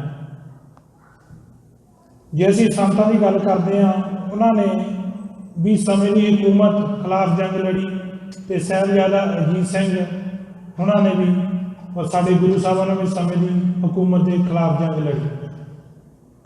ਸੋ ਜਦੋਂ ਸਾਹਿਬਜ਼ਾਦਾ ਅਜੀਤ ਸਿੰਘ ਜਾਂਦੇ ਆ ਜੰਗ ਦੇ ਵਿੱਚ, ਗੁਰੂ ਸਾਹਿਬ ਨੇ ਪਹਿਲਾਂ ਵੀ ਹੁਕਮ ਦਿੱਤਾ ਸੀ ਵੀ ਜਦੋਂ 10 ਲੱਖ ਦਾ ਘੇਰਾ ਪਿਆ ਸੀਗਾ, ਇਹ 1.25 ਲੱਖ ਸੇ ਇੱਕ ਲੜਾਉ ਤਵੇ ਗੁਰੂ ਗੋਬਿੰਦ ਸਿੰਘ ਨਾਮ ਕਹਾਉ। ਜੇ ਅਸੀਂ ਇਤਿਹਾਸ ਪੜ੍ਹਦੇ ਹਾਂ ਉਹਦੇ ਵਿੱਚ ਲਿਖਿਆ ਵੀ ਪਹਿਲਾ ਜਥਾ 8 ਸਿੰਘਾਂ ਦਾ ਜਾਂਦਾ। ਸੋ ਜਦੋਂ 8 ਸਿੰਘਾਂ ਦਾ ਜਥਾ ਭੇਜਣ ਦਾ ਕਾਰਨ ਮਕਸਦ ਇਹੀ ਸੀ ਵੀ 1.25 ਲੱਖ ਨੂੰ ਇੱਕ ਸਿੰਘ ਨੂੰ 1.25 ਲੱਖ ਆਉਂਦਾ। ਸੋ ਬਾਬਾ ਜਰਨੈਲ ਨੇ, ਸੰਤ ਬਾਬਾ ਜਰਨੈਲ ਸਿੰਘ ਖਾਲਸਾ ਭਿੰਡਰਾਂਵਾਲੇ ਨੇ ਵੀ ਕੱਚੀ ਗੜੀ ਚਮਕੌਰ ਦੀ ਜੰਗ ਨੂੰ ਮੱਦੇਨਜ਼ਰ ਰੱਖ ਕੇ ਜੋ ਹਿੰਦੁਸਤਾਨ ਦੀ ਹਕੂਮਤ ਖਿਲਾਫ ਜੰਗ ਲੜੀ। ਸੋ ਜੇ ਅਸੀਂ ਇਤਿਹਾਸ ਦੇਖਦੇ ਹਾਂ, ਉਹਦੇ ਵਿੱਚ ਆਉਂਦਾ ਆ ਵੀ 47 ਦੇ ਵਿੱਚ ਜੇ ਦੇਸ਼ ਆਜ਼ਾਦ ਹੁੰਦਾ ਆ, ਉਸੇ ਵਕਤ ਸੰਤ ਬਾਬਾ ਜਰਨੈਲ ਸਿੰਘ ਖਾਲਸਾ ਭਿੰਡਰਾਂਵਾਲੇ ਦਾ ਜਿਹੜਾ ਜਨਮ ਹੁੰਦਾ ਆ ਪਿੰਡ ਰੋਡੇ ਦੇ ਵਿੱਚ, ਜੋ ਸੂਰਜ ਚੜ੍ਹਦਾ ਆ। ਸੋ ਉਹਨਾਂ ਨੇ ਦਮਦਮੀ ਟਕਸਾਲ ਦੇ ਵਿੱਚ ਦਮਦਮੀ ਟਕਸਾਲ ਦੇ ਵਿੱਚ ਜੁਆਇਨ ਕੀਤਾ। ਉੱਥੇ ਪੜ੍ਹਾਈ ਕੀਤੀ, ਦਮਿਆਵੀ ਪੜ੍ਹਾਈ ਵੀ ਤੇ ਗੁਰਸਿੱਖੀ ਦੀ ਪੜ੍ਹਾਈ ਵੀ। ਤੇ ਉਹਨਾਂ ਨੇ ਜਦੋਂ ਆਪਣੀ ਗੱਦੀ ਸਾਂਭੀ 14ਵੇਂ ਮੁਖੀ ਬਣੇ ਆ, ਤੇ ਅਗਸਤ ਦੇ ਮਹੀਨੇ 1977 ਦੇ ਵਿੱਚ ਸਭ ਤੋਂ ਪਹਿਲਾਂ ਸਭ ਤੋਂ ਵੱਡੀ ਚੁਣੌਤੀ ਉਹਨਾਂ ਦੇ ਸਾਹਮਣੇ ਜੇ ਆਈ ਆ, ਉਹ ਚੁਣੌਤੀ ਆਈ ਆ ਜੋ ਅੰਮ੍ਰਿਤਸਰ ਦੇ ਇਲਾਕੇ ਦੇ ਵਿੱਚ ਨਾਰਕਧਾਰੀ ਗੁਰਬਚਨੇ ਨੇ ਉੱਥੇ 7 ਸਿਤਾਰੇ ਸਾਜਣ ਦੀ ਗੱਲ ਕੀਤੀ। ਸੋ ਸਾਰੀ ਹੀ ਜੋ ਪੰਥਕ ਜਥੇਬੰਦੀਆਂ ਜਾਂ ਪੰਜਾਬ ਸਰਕਾਰ ਇਹ ਦੇਖਦੀ ਸੀ ਵੀ ਦਮਦਮੀ ਟਕਸਾਲ ਦੇ ਮੁਖੀ ਹੁਣ ਕੀ ਕਰਨਗੇ ਜਦੋਂ ਉਹਨਾਂ ਨੇ ਵਿਸਾਖੀ ਦਾ ਐਲਾਨ ਕੀਤਾ ਮਨਾਉਣ ਦਾ। ਸੋ ਸਾਰੀਆਂ ਜਥੇਬੰਦੀਆਂ ਨੇ ਸਲਾਹ ਕੀਤੀ ਵੀ ਅਸੀਂ ਸ਼ਾਂਤਮਈ ਢੰਗ ਦੇ ਨਾਲ ਵਿਰੋਧ ਕਰਨਾ। ਸ਼ਾਂਤਮਈ ਢੰਗ ਦੇ ਨਾਲ ਵਿਰੋਧ ਕੀਤਾ। ਉੱਥੇ 100 ਸਿੰਘ ਦਾ ਜਥਾ ਗਿਆ, ਉੱਥੇ 13 ਸਿੰਘ ਸ਼ਹੀਦ ਵੀ ਹੋਏ ਭਾਈ ਫੌਜਾ ਸਿੰਘ ਦੀ ਅਗਵਾਈ ਦੇ ਵਿੱਚ, ਤੇ ਉੱਥੇ ਕਈ ਸਿੰਘ ਫੱਟਰ ਵੀ ਹੋਏ। ਸੋ ਉਸ ਵੇਲੇ ਜਿਹੜਾ ਪਾਪੀ ਗੁਰਬਚਨਾ ਸੀ, ਜਿਹਨੂੰ ਆਪਾਂ ਨਾਰਕਧਾਰੀਆ ਕਹਿੰਦੇ ਹਾਂ, ਤੇ ਪੰਜਾਬ ਦਾ ਮੁੱਖ ਮੰਤਰੀ ਉਦੋਂ ਪ੍ਰਕਾਸ਼ ਬਾਦਲ ਸੀ। ਤੇ ਬਾਦਲ ਨੇ ਆਪਣੀ ਹਕੂਮਤ ਦੇ ਵਿੱਚ, ਚਾਹੇ ਜਿਹਨੂੰ ਆਪਾਂ ਪੰਥਕ ਸਰਕਾਰ ਕਹਿੰਦੇ, ਕਾਰਜ ਹੋਣ ਦਿੱਤਾ। ਤੇ ਕਾਰਨ ਕੀ ਸੀ ਵੀ ਬਾਦਲ ਦਾ ਵੀ ਦੋਨੇ ਜਥੇਬੰਦੀਆਂ ਆਪਸ ਵਿੱਚ ਹੀ ਭਾੜਨ, ਉਹਨਾਂ ਨਾਲ ਲੜਨ, ਤੇ ਮੇਰਾ ਜਿਹੜਾ ਰਾਜਵਾਲ ਚੱਲਦਾ ਰਹੇ ਤੇ ਸਾਡੀ ਸ਼ਕਤੀ ਗਾਂਹ ਵਧੇ। ਪਰ ਸੰਤਾਂ ਨੇ ਉਸ ਨੂੰ ਪੂਰੀ ਦੂਰਅੰਦੇਸ਼ੀ ਨਾਲ ਦੇਖਿਆ। ਬੇਸ਼ੱਕ ਬਾਦਲ ਨੇ ਆਪਣੇ ਹੈਲੀਕਾਪਟਰ 'ਚ ਬਿਠਾ ਕੇ ਗੁਰਬਚਨ ਨੂੰ ਉੱਥੋਂ ਕੱਢਿਆ ਤੇ ਉਹਦਾ ਕੇਸ ਹਰਿਆਣੇ 'ਚ ਚਲਾ ਗਿਆ। ਆਪਾਂ ਜਾਣੀ ਜਾਣਾ ਸਾਰੇ ਵੀ, ਜੇ ਕੋਈ ਗੱਲਬਾਤ ਹੁੰਦੀ ਆ ਜਿੱਥੇ ਦਾ ਇਹ ਕੰਮ ਹੋਵੇ ਉੱਥੇ ਕੇਸ ਚਲਾ ਜਾਂਦਾ ਆ। ਪਰ ਹਰਿਆਣੇ ਦੇ ਕੰਮ ਚਲਾ ਗਿਆ, ਉਹਦਾ 2 ਸਾਲ ਲੱਗੇ ਡਿਸੀਜ਼ਨ ਹੋਣ ਨੂੰ, ਤੇ ਪਾਪੀ ਗੁਰਬਚਨ ਨੂੰ ਬਰੀ ਕਰ ਦਿੱਤਾ ਗਿਆ। ਜਦੋਂ ਬਰੀ ਕੀਤਾ, ਇਹ ਸੰਤਾਂ ਨੇ ਸਿੰਘਾਂ ਦੀ ਡਿਊਟੀ ਲਾਈ। ਉਸ ਤੋਂ ਬਾਅਦ 37 ਦਿਨਾਂ ਬਾਅਦ ਸਿੰਘਾਂ ਨੇ ਉਹਦਾ ਸੋਧਾ ਲਾਤਾ ਸੀ। ਪਰ ਇਹ ਬੜੀ ਦੂਰਅੰਦੇਸ਼ੀ ਵਾਲੀ ਗੱਲ ਆ ਵੀ ਸੰਤਾਂ ਨੇ ਕੌਮ ਨੂੰ ਇੱਕ ਸੁਨੇਹਾ ਦਿੱਤਾ ਬਈ ਅਸੀਂ ਇਸ ਮੁਲਕ ਦੇ ਵਿੱਚ ਗੁਲਾਮ ਆ, ਕਿਉਂਕਿ ਗੁਲਾਮ ਸਿੱਖਾਂ ਨਾਲ ਇੱਦਾਂ ਹੁੰਦਾ, ਕੋਈ ਇਨਸਾਫ ਨਹੀਂ ਮਿਲਦਾ ਤੇ ਨਹੀਂ ਮਿਲਿਆ। ਜੇ ਉਹਨਾਂ ਨੇ ਕੌਮ ਨੂੰ ਮੈਸੇਜ ਨਹੀਂ ਦੇਣਾ ਸੀ, ਉਦੋਂ ਪਹਿਲਾਂ ਵੀ ਉਹਨਾਂ ਨੂੰ ਸੋਧਾ ਲਾ ਸਕਦੇ। ਜਦੋਂ ਸਾਡੇ ਖਿਲਾਫ ਫੈਸਲਾ ਆਇਆ, ਉਹਨੂੰ ਬਰੀ ਕੀਤਾ, 37 ਦਿਨਾਂ ਬਾਅਦ ਉਹਨਾਂ ਨੂੰ ਸੋਧਾ ਲਾਇਆ, ਜੋ ਕਿ ਸਾਡੇ ਜਥੇਦਾਰ ਭਾਈ ਰਣਜੀਤ ਸਿੰਘ ਦੀ ਬਹੁਤ ਵੱਡੀ ਕੁਰਬਾਨੀ ਆ। ਉਹਨਾਂ ਨੇ ਜੇਲ੍ਹ ਵੀ ਕੱਟੀ ਆ, ਅੱਜ ਵੀ ਹੈਗੇ ਨੇ ਆਪਣੇ ਵਿੱਚ, ਸੋ ਜਿਨ੍ਹਾਂ ਨੇ ਇਹ ਕੁਰਬਾਨੀਆਂ ਕੀਤੀਆਂ ਸਿੰਘਾਂ ਨੇ। ਪਰ ਸੰਤ ਬਾਬਾ ਜਰਨੈਲ ਸਿੰਘ ਨੇ ਹਮੇਸ਼ਾ ਹੀ ਇਤਿਹਾਸ ਨੂੰ ਦੇਖਦੇ ਹੋਏ, ਜਦੋਂ ਸਾਡੇ ਜਰਨੈਲਾਂ ਨੇ ਜੰਗਾਂ ਲੜੀਆਂ, ਚਾਹੇ ਬਾਬਾ ਬੰਦਾ ਸਿੰਘ ਬਹਾਦਰ ਹੋਣ, ਚਾਹੇ ਜੱਸਾ ਸਿੰਘ ਆਹਲੂਵਾਲ ਹੋਣ, ਉਹਨਾਂ ਨੇ ਜਿਹੜੀਆਂ ਜੰਗਾਂ ਲੜੀਆਂ ਆ ਜਰਨੈਲਾਂ ਨੇ, ਉਹਨਾਂ ਨੂੰ ਮੱਦੇਨਜ਼ਰ ਰੱਖ ਕੇ ਦੇਖਿਆ। ਔਰ ਸੰਤ ਬੜੀ ਚੰਗੀ ਤਰ੍ਹਾਂ ਇਹ ਸਮਝਦੇ ਸੀ ਵੀ ਜੋ ਸਮੇਂ ਦੀ ਹਕੂਮਤ ਆ, ਇਸ ਹਕੂਮਤ ਦੀ ਜਿਹੜੀ ਚਾਣਕਿਆ ਨੀਤੀ ਆ ਬੜੇ ਲੰਮੇ ਸਮੇਂ ਤੋਂ ਚੱਲਦੀ ਆ ਰਹੀ ਆ। ਜੇ ਅਸੀਂ ਦੇਖੀਏ ਗੁਰੂ ਅਰਜਨ ਦੇਵ ਜੀ ਨੂੰ ਸ਼ਹੀਦ ਕਰਾਉਣ ਪਿੱਛੇ ਕਿਹਦਾ ਹੱਥ ਸੀ? ਚੰਦੂ ਬ੍ਰਾਹਮਣ ਦਾ। ਜੇ ਅਸੀਂ ਆਪਣੇ ਆ ਜਾਈਏ ਸਾਹਿਬਜ਼ਾਦਿਆਂ ਨੂੰ ਸ਼ਹੀਦ ਕਰਾਉਣ ਦਾ, ਜਦੋਂ ਉਹਨਾਂ ਨੂੰ ਗ੍ਰਿਫਤਾਰ ਕਰਾਉਣ ਦਾ ਕਿਹਦਾ ਹੱਥ ਸੀਗਾ? ਗੰਗੂ ਬ੍ਰਾਹਮਣ ਦਾ। ਤੇ ਉਸ ਤੋਂ ਮੋਹਰੇ ਸੁੱਚਾ ਆਨੰਦ ਖੜਾ ਹੈ, ਉਹਨੂੰ ਸਾਹਿਬਜ਼ਾਦਿਆਂ ਨੂੰ ਜੇ ਸੂਬੇ ਨੂੰ ਪੂਰੀ ਉਹਨਾਂ ਨੂੰ ਚੱਕਣ ਦਾ ਵੀ, ਇਹਨਾਂ ਨੂੰ ਸ਼ਹੀਦ ਕੀਤਾ ਜਾਵੇ, ਉਹ ਵੀ ਸੁੱਚਾ ਆਨੰਦ ਦਾ ਹੱਥ ਸੀ।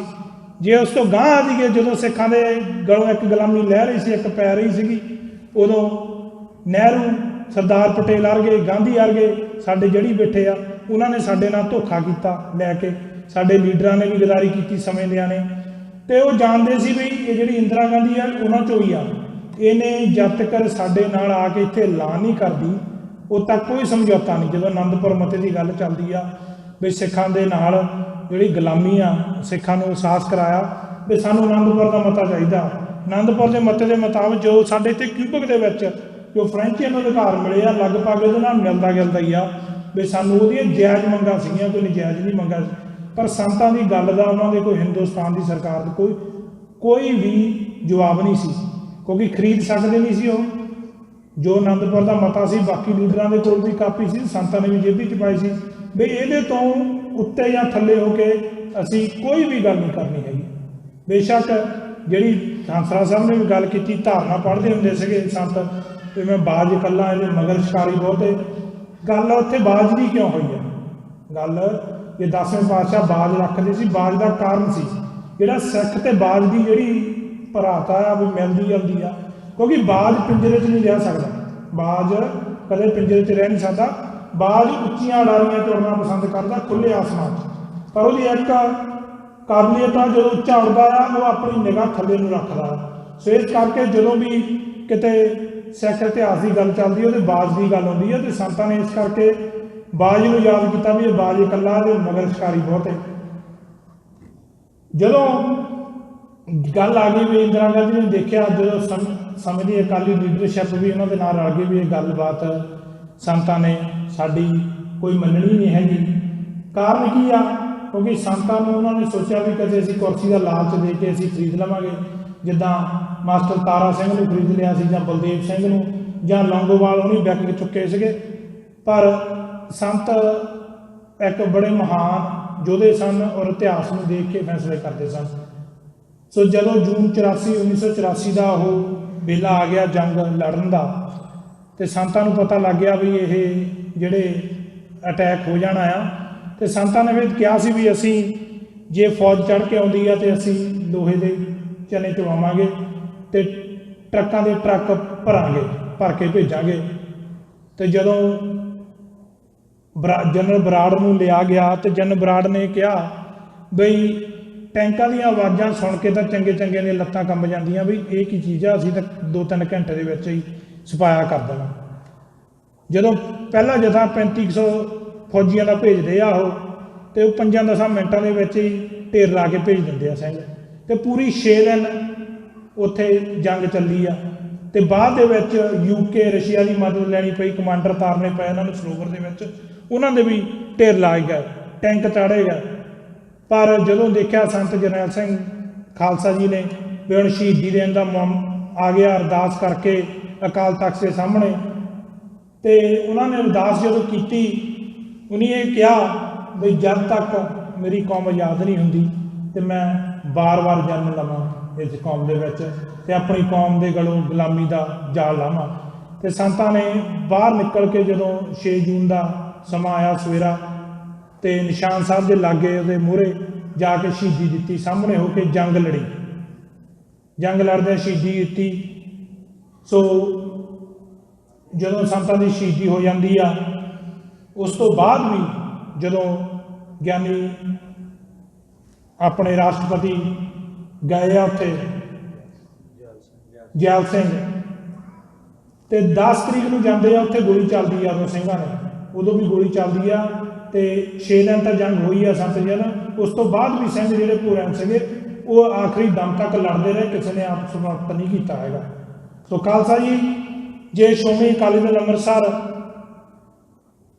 ਜੂਨ 1984 ਦਾ ਅਟੈਕ ਹੋਣ ਤੋਂ ਬਾਅਦ ਸਰਦਾਰ ਸਿਮਰਨ ਸਿੰਘ ਮਾਨ ਆਪਣੀ ਕੁਰਸੀ ਤੋਂ ਅਸਤੀਫਾ ਦੇ ਕੇ, ਕਿਉਂਕਿ ਸਰਦਾਰ ਸਿਮਰਨ ਸਿੰਘ ਮਾਨ ਸੰਤਾਂ ਦੇ ਬਹੁਤ ਜ਼ਿਆਦਾ ਕਲੋਜ਼ ਸਨ, ਬਹੁਤ ਜ਼ਿਆਦਾ ਉਹਨਾਂ ਦੀ ਆਪਸ ਵਿੱਚ ਹੀ ਫਰੈਂਡਸ਼ਿਪ ਲਾ ਲਓ, ਦੋਸਤੀ ਲਾ ਲਓ, ਜਦੋਂ ਆਪਣੀ ਪੁਲਿਸ ਦੀ ਨੌਕਰੀ ਕਰਦੇ ਸੀ ਉਹ ਬੜੇ ਇਹਨਾਂ ਦੇ ਕਲੋਜ਼ ਸਨ, ਤੇ ਉਹਨਾਂ ਨੇ ਆਪਣੀ ਨੌਕਰੀ ਤੋਂ ਅਸਤੀਫਾ ਦੇ ਕੇ ਜੋ ਸੰਤਾਂ ਨੇ ਆਪਣੇ ਬਚਨ ਕੀਤੇ ਸੀ, ਆਖਰੀ ਬਚਨ ਸ਼ਹੀਦ ਹੋਣ ਤੋਂ ਪਹਿਲਾਂ ਵੀ ਮੇਰੀ ਕੌਮ ਹੁਣ ਖਾਲਿਸਤਾਨ ਲਈ ਲੜੇਗੀ, ਖਾਲਿਸਤਾਨ ਦੀ ਨੀਂਹ ਰੱਖ ਦਿੱਤੀ ਸੀ ਉਹਨਾਂ ਨੇ ਵੀ ਅੱਗੇ ਤੋਂ ਇਹ ਆਪਣੇ ਖਾਲਿਸਤਾਨ ਦੇ ਮੰਜ਼ਿਲਾਂ ਸਾਰੇਗੀ।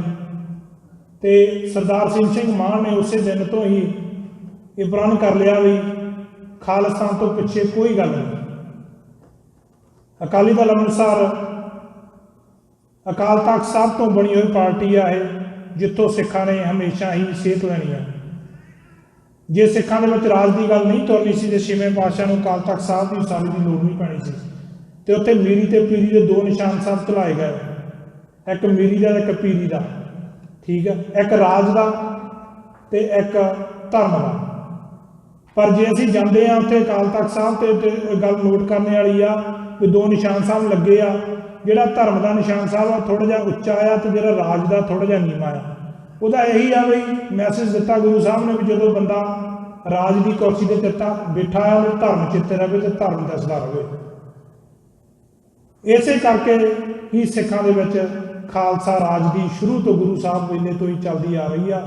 ਇਸੇ ਕਰਕੇ ਜੋ ਅੱਜ ਦੇ ਜਰਨੈਲ ਆ ਜਾਂ ਸਿੱਖ ਜਥੇਬੰਦੀਆਂ ਨੇ ਉਹ ਖਾਲਿਸਤਾਨ ਦੀ ਗੱਲ ਕਰਦੇ ਆ, ਸਾਨੂੰ ਉਹਨਾਂ ਦਾ ਸਾਥ ਦੇਣਾ ਚਾਹੀਦਾ, ਨਾ ਕਿ ਗਦਾਰਾਂ ਦਾ ਸਾਥ ਦੇਣਾ ਚਾਹੀਦਾ।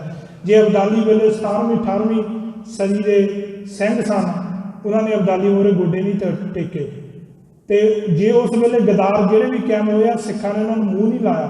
ਇਹ ਚਿੰਤਨ ਕਰਨ ਦੀ ਲੋੜ ਆ, ਸਾਨੂੰ ਸੋਚਣ ਦੀ ਲੋੜ ਆ ਵੀ ਅੱਜ ਗਦਾਰ ਕਿਉਂ ਕਾਇਮ ਹੋ ਰਹੇ ਆ। ਗਦਾਰਾਂ ਨੂੰ ਜਿਹੜੀਆਂ ਸਰਕਾਰਾਂ ਕੁਰਸੀਆਂ ਦਿੰਦੀ ਆ, ਤੇ ਜਿਹੜੀਆਂ ਦੂਸਰੇ ਆ ਕੌਮ ਦੀ ਗੱਲ ਕਰਦੇ, ਕੌਮ ਦੇ ਜਰਨੈਲ ਆ, ਉਹਨਾਂ ਨੂੰ ਸਰਕਾਰਾਂ ਜੇਲ੍ਹਾਂ 'ਚ ਸਿੱਟਦੀ ਆ। ਪਰ ਡਰਨ ਦੀ ਲੋੜ ਨਹੀਂ।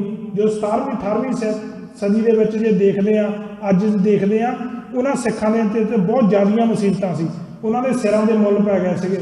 ਉਹਨਾਂ ਦੇ ਕਿਹਾ ਅਬਦਾਲੀ ਨੇ ਵੀ ਜਿੰਨੇ ਵੀ ਸਿੱਖਾਂ ਦੇ ਸਿਰ ਵੱਢ ਕੇ ਲਿਆਉਣਗੇ ਉਹਨਾਂ ਨੂੰ ਇਨਾਮ ਦਿੱਤਾ ਜਾਊਗਾ। ਤੇ ਜਦੋਂ ਇਹ ਹੋਇਆ ਹੁਕਮ ਬਈ ਸਿੱਖ ਸਾਰੇ ਮੁੱਕ ਗਏ ਨੇ, ਤੇ ਬਾਬਾ ਬੋਤਾ ਸਿੰਘ ਤੇ ਗਰਜਾ ਸਿੰਘ ਨੇ ਚੁੰਗੀ ਲਾ ਕੇ ਇਹ ਗੱਲ ਕਹੀ ਬਈ ਸਿੱਖਾਂ ਦਾ ਰਾਜ ਕਾਇਮ ਹੋ ਗਿਆ। ਉਹਨਾਂ ਨੇ ਇਹ ਮੈਸੇਜ ਦਿੱਤਾ ਸਮੇਂ ਦੀ ਹਕੂਮਤ ਨੂੰ ਵੀ ਸਿੱਖ ਜਿੰਦੇ ਆ। ਤੇ ਉਹਨਾਂ ਮੁਸੀਬਤਾਂ ਨੂੰ ਦੇ ਲਓ ਤੇ ਅੱਜ ਦੀਆਂ ਮੁਸੀਬਤਾਂ ਨੂੰ ਦੇ ਲਓ। ਸਾਡੇ ਤੇ ਮੁਸੀਬਤਾਂ ਕੁਛ ਨਹੀਂ ਹੈਗੀਆਂ, ਖਾਸ ਕਰਕੇ ਜਿਹੜੇ ਬਾਹਰਲੇ ਮੁਲਕਾਂ 'ਚ ਸਿੱਖ ਰਹਿੰਦੇ ਆ।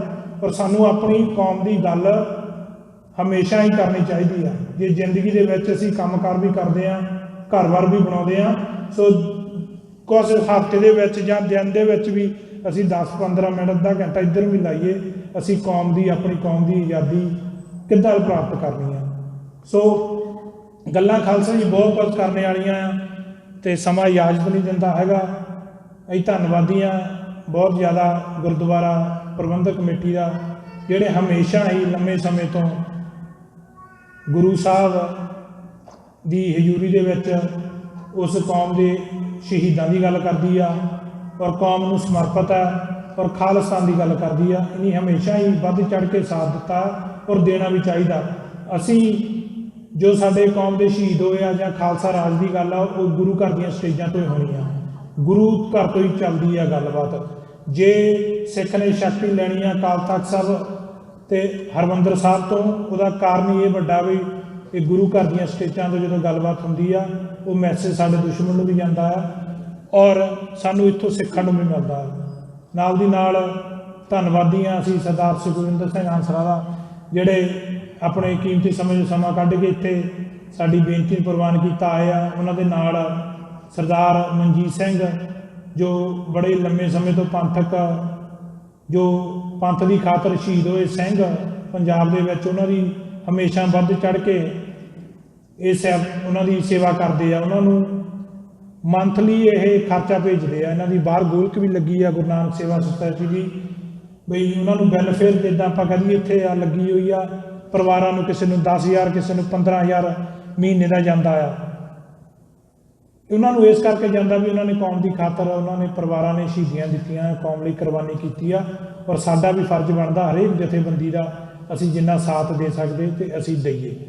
ਜੋ ਕੰਮ ਕਰਦਾ ਹੈ ਮੂਹਰੇ ਹੋ ਕੇ ਹਮੇਸ਼ਾ ਹੀ ਉੱਤੋਂ ਗਲਤੀਆਂ ਹੁੰਦੀਆਂ, ਕਿਉਂਕਿ ਜਿਹੜਾ ਘਰੋਂ ਨਿਕਲੂਗਾ ਕੰਮ ਕਰਨ ਗਲਤੀਆਂ ਉਹੀ ਕਰੂਗਾ।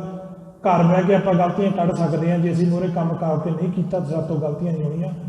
ਸੋ ਗਲਤੀਆਂ ਹੋ ਜਾਂਦੀਆਂ ਕੰਮ ਕਰਦਾ, ਜੋ ਗਲਤੀ ਹੋ ਗਈ ਤੇ ਮਾਫ਼ ਕਰਨਾ, ਤੇ ਅਸੀਂ ਵੱਧ ਚੜ੍ਹ ਕੇ ਹਰੇਕ ਹੀ ਜਥੇਬੰਦੀ ਦਾ ਸਾਥ ਦਈਏ। ਜੇ ਸਾਥ ਨਹੀਂ ਵੀ ਦੇ ਸਕਦੇ ਤੇ ਅਸੀਂ ਲੱਤਾਂ ਨਾ ਖਿੱਚੀਏ। ਜੇ ਹੋਰ ਵੀ ਕੁਛ ਨਹੀਂ ਕਰ ਸਕਦੇ, ਇੱਕ ਸਿੱਖ ਦਾ ਧਰਮ ਆ ਜੋ ਤਕਾਲਾ ਸਵੇਰ ਸਰਬੱਤ ਦਾ ਭਲਾ ਵੀ ਮੰਗਦਾ ਹੈ ਔਰ ਅਰਦਾਸ ਵੀ ਕਰਦਾ।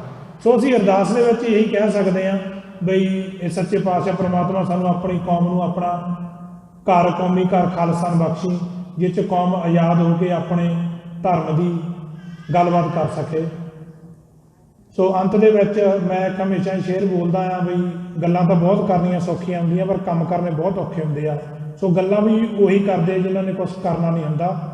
ਸੋ ਕਰਤਾਰ ਸਿੰਘ ਸਰਾਭਾ ਜੋ ਦੇਸ਼ ਦੀ ਖਾਤਰ ਸ਼ਹੀਦ ਹੋਏ ਨੇ, ਆਜ਼ਾਦੀ ਦੀ ਖਾਤਰ ਸ਼ਹੀਦ ਹੋਇਆ, ਉਹਨਾਂ ਦਾ ਲਿਖਿਆ ਹੋਇਆ ਸ਼ੇਰ ਆ, ਸੇਵਾ ਕੌਮ ਦੀ ਜ਼ਿੰਦੜੀਏ ਬੜੀ ਔਖੀ, ਗੱਲਾਂ ਕਰਨੀਆਂ ਢੇਰ ਸਖੱਲੀਆਂ ਨੇ, ਦੇਸ਼ ਕੌਮ ਦੀ ਸੇਵਾ ਵਿੱਚ ਜਿਨ੍ਹਾਂ ਪੈਰ ਪਾਇਆ ਉਹਨੀ ਲੱਖ ਮੁਸੀਬਤਾਂ ਝੱਲੀਆਂ ਨੇ। ਸੋ ਅੰਤ ਦੇ ਵਿੱਚ ਮੈਂ ਫਿਰ ਸੇਵਾ ਪੂਰੀ ਪ੍ਰਬੰਧਕ ਕਮੇਟੀ ਦਾ, ਸਰਦਾਰ ਹਰਜੀਤ ਸਿੰਘ ਦਾ ਔਰ ਉਹਨਾਂ ਦੇ ਸਾਰੇ ਸੇਵਾਦਾਰਾਂ ਦਾ ਮੈਂ ਧੰਨਵਾਦੀ ਹਾਂ, ਜਿਨ੍ਹਾਂ ਨੇ ਇਸ ਪ੍ਰੋਗਰਾਮ ਨੂੰ ਸਫਲ ਕਰਨ ਲਈ ਸਾਥ ਦਿੱਤਾ ਆ। ਉਹ ਇਸੇ ਤਰ੍ਹਾਂ ਹੀ ਇਹ ਸਾਥ ਦੇਣ ਔਰ ਸੰਗਤ ਵੀ ਸਾਥ ਦਿੰਦੀ ਰਹੇ। ਔਰ ਅੱਜ ਆਪਾਂ ਜੋ ਸੰਤ ਬਾਬਾ ਜਰਨੈਲ ਸਿੰਘ ਖਾਲਸਾ ਭਿੰਡਰਾਂਵਾਲੇ ਦਾ ਸ਼ਹੀਦੀ ਦਾ ਜਨਮ ਦਿਨ ਮਨਾਉਂਦੇ ਹਾਂ, ਅਤੇ ਉਹਨਾਂ ਦੇ ਨਾਲ ਜੋ ਸਿੰਘ ਸ਼ਹੀਦ ਹੋਏ ਆ ਉਹਨਾਂ ਨੂੰ ਸਮਰਪਿਤ ਅਸੀਂ ਹਰੇਕ ਸਾਲ ਜੂਨ ਦੇ ਮਹੀਨੇ ਪਹਿਲਾ ਹਫ਼ਤਾ, ਜਿਹੜਾ ਜੂਨ ਦਾ ਪਹਿਲਾ ਹਫ਼ਤਾ ਪਹਿਲਾਂ ਵੀ ਸਹਿਰੜੇ ਆਉਂਦੇ ਆ, ਪਿਛਲੇ 4 ਸਾਲ ਤੋਂ ਅਸੀਂ ਇਹ ਮਨਾ ਰਹੇ ਹਾਂ।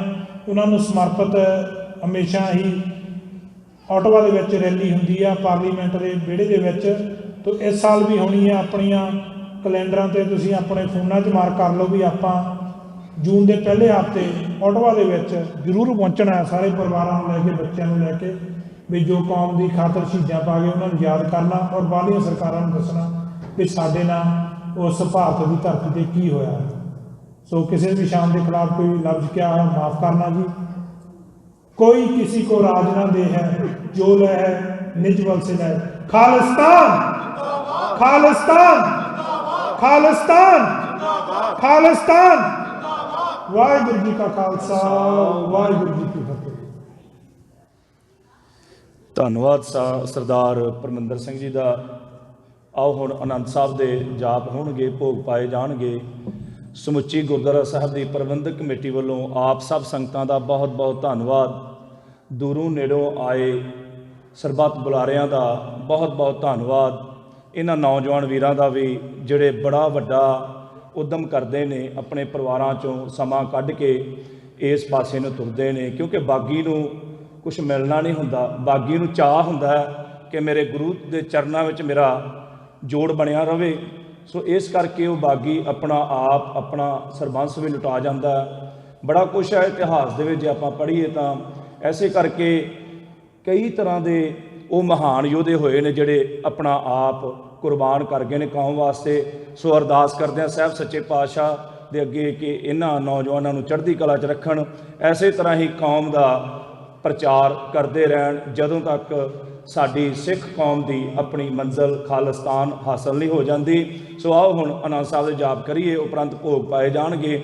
एक बार फिर आप सब संगतां दा बहुत बहुत धन्नवाद। बड़ा लंबा समा आप संगतां ने उਡੀक की है। वाहिगुरू जी का खालसा, वाहिगुरू जी की फतेह। प्रभ के सिमरन रिद्धि सिद्धि नानक, प्रभ के सिमरन ज्ञान ध्यान तत् बुद्ध, ज्ञान ध्यान तत् बुद्ध। से सिमरै दिन आप सिमराए, आप सिमराए। से सिमरै दिन आप सिमराए, आप सिमराए। नानक ताकै लागो पाए, नानक ताकै लागो पाए। से सिमरै दिल आप सिमराए, आप सिमराए। वाहेगुरु वाहेगुरु वाहेगुरु वाहेगुरु वाहेगुरु वाहेगुरु वाहेगुरु वाहेगुरु।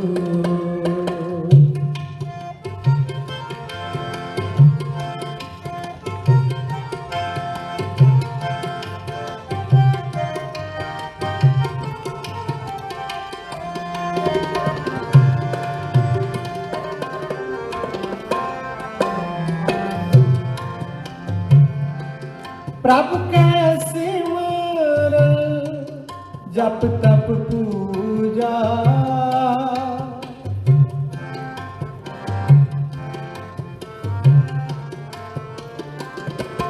प्रभ के सिमरन जप तप पूजा, प्रभ के सिमरन बिन से दूजा।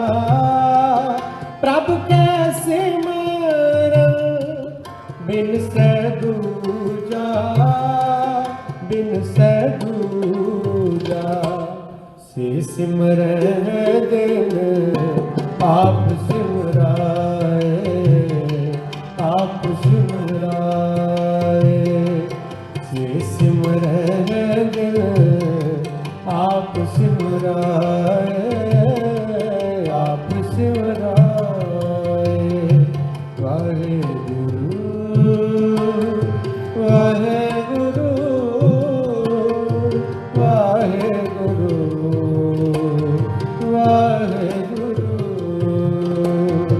वाहेगुरु वाहेगुरु वाहेगुरु वाहेगुरु।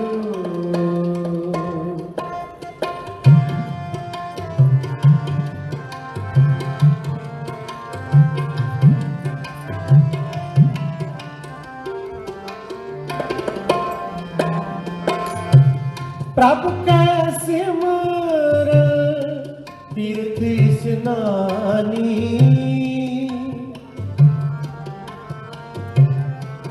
प्रभ के सिमरन तीर्थ स्नानी, प्रभ के सिमरन दरगह मानी।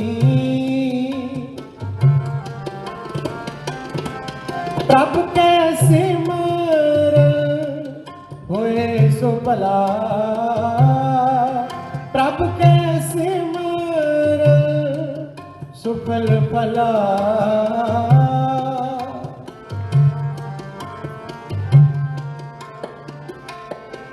प्रभ कै सिमर होए सो भला प्रभ कै सिमर सुफल फला सुफल फला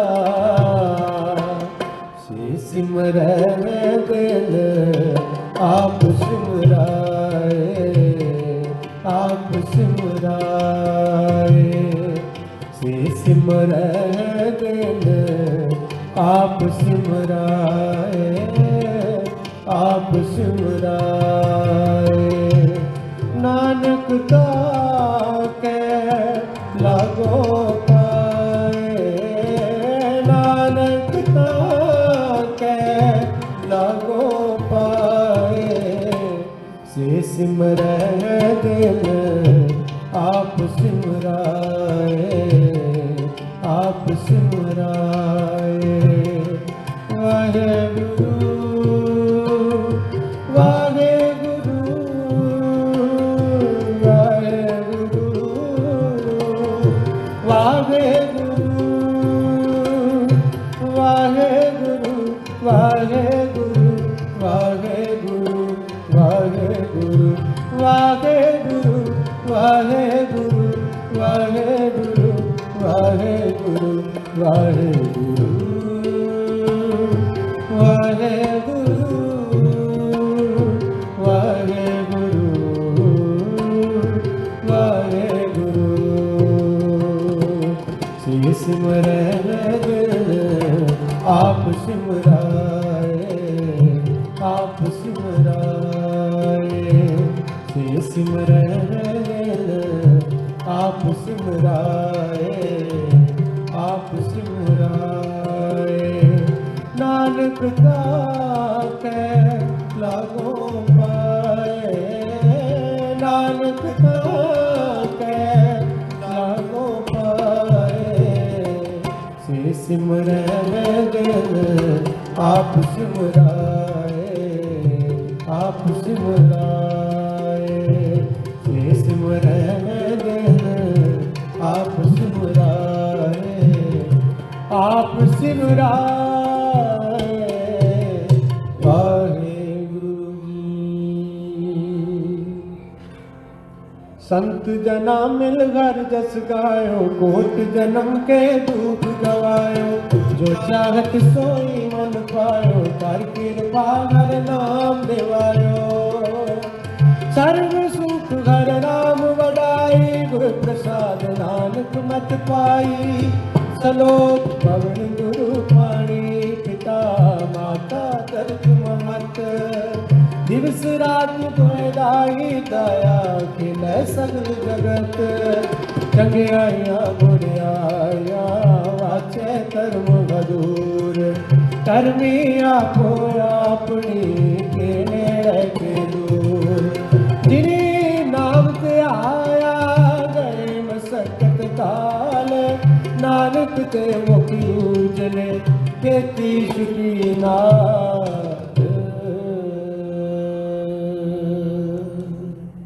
जिनी नाम ते आया गए मसकत काल नानक ते मुख उजले खेती छुटी नार वाहिगुरु जी का खालसा वाहिगुरु जी की फतेह।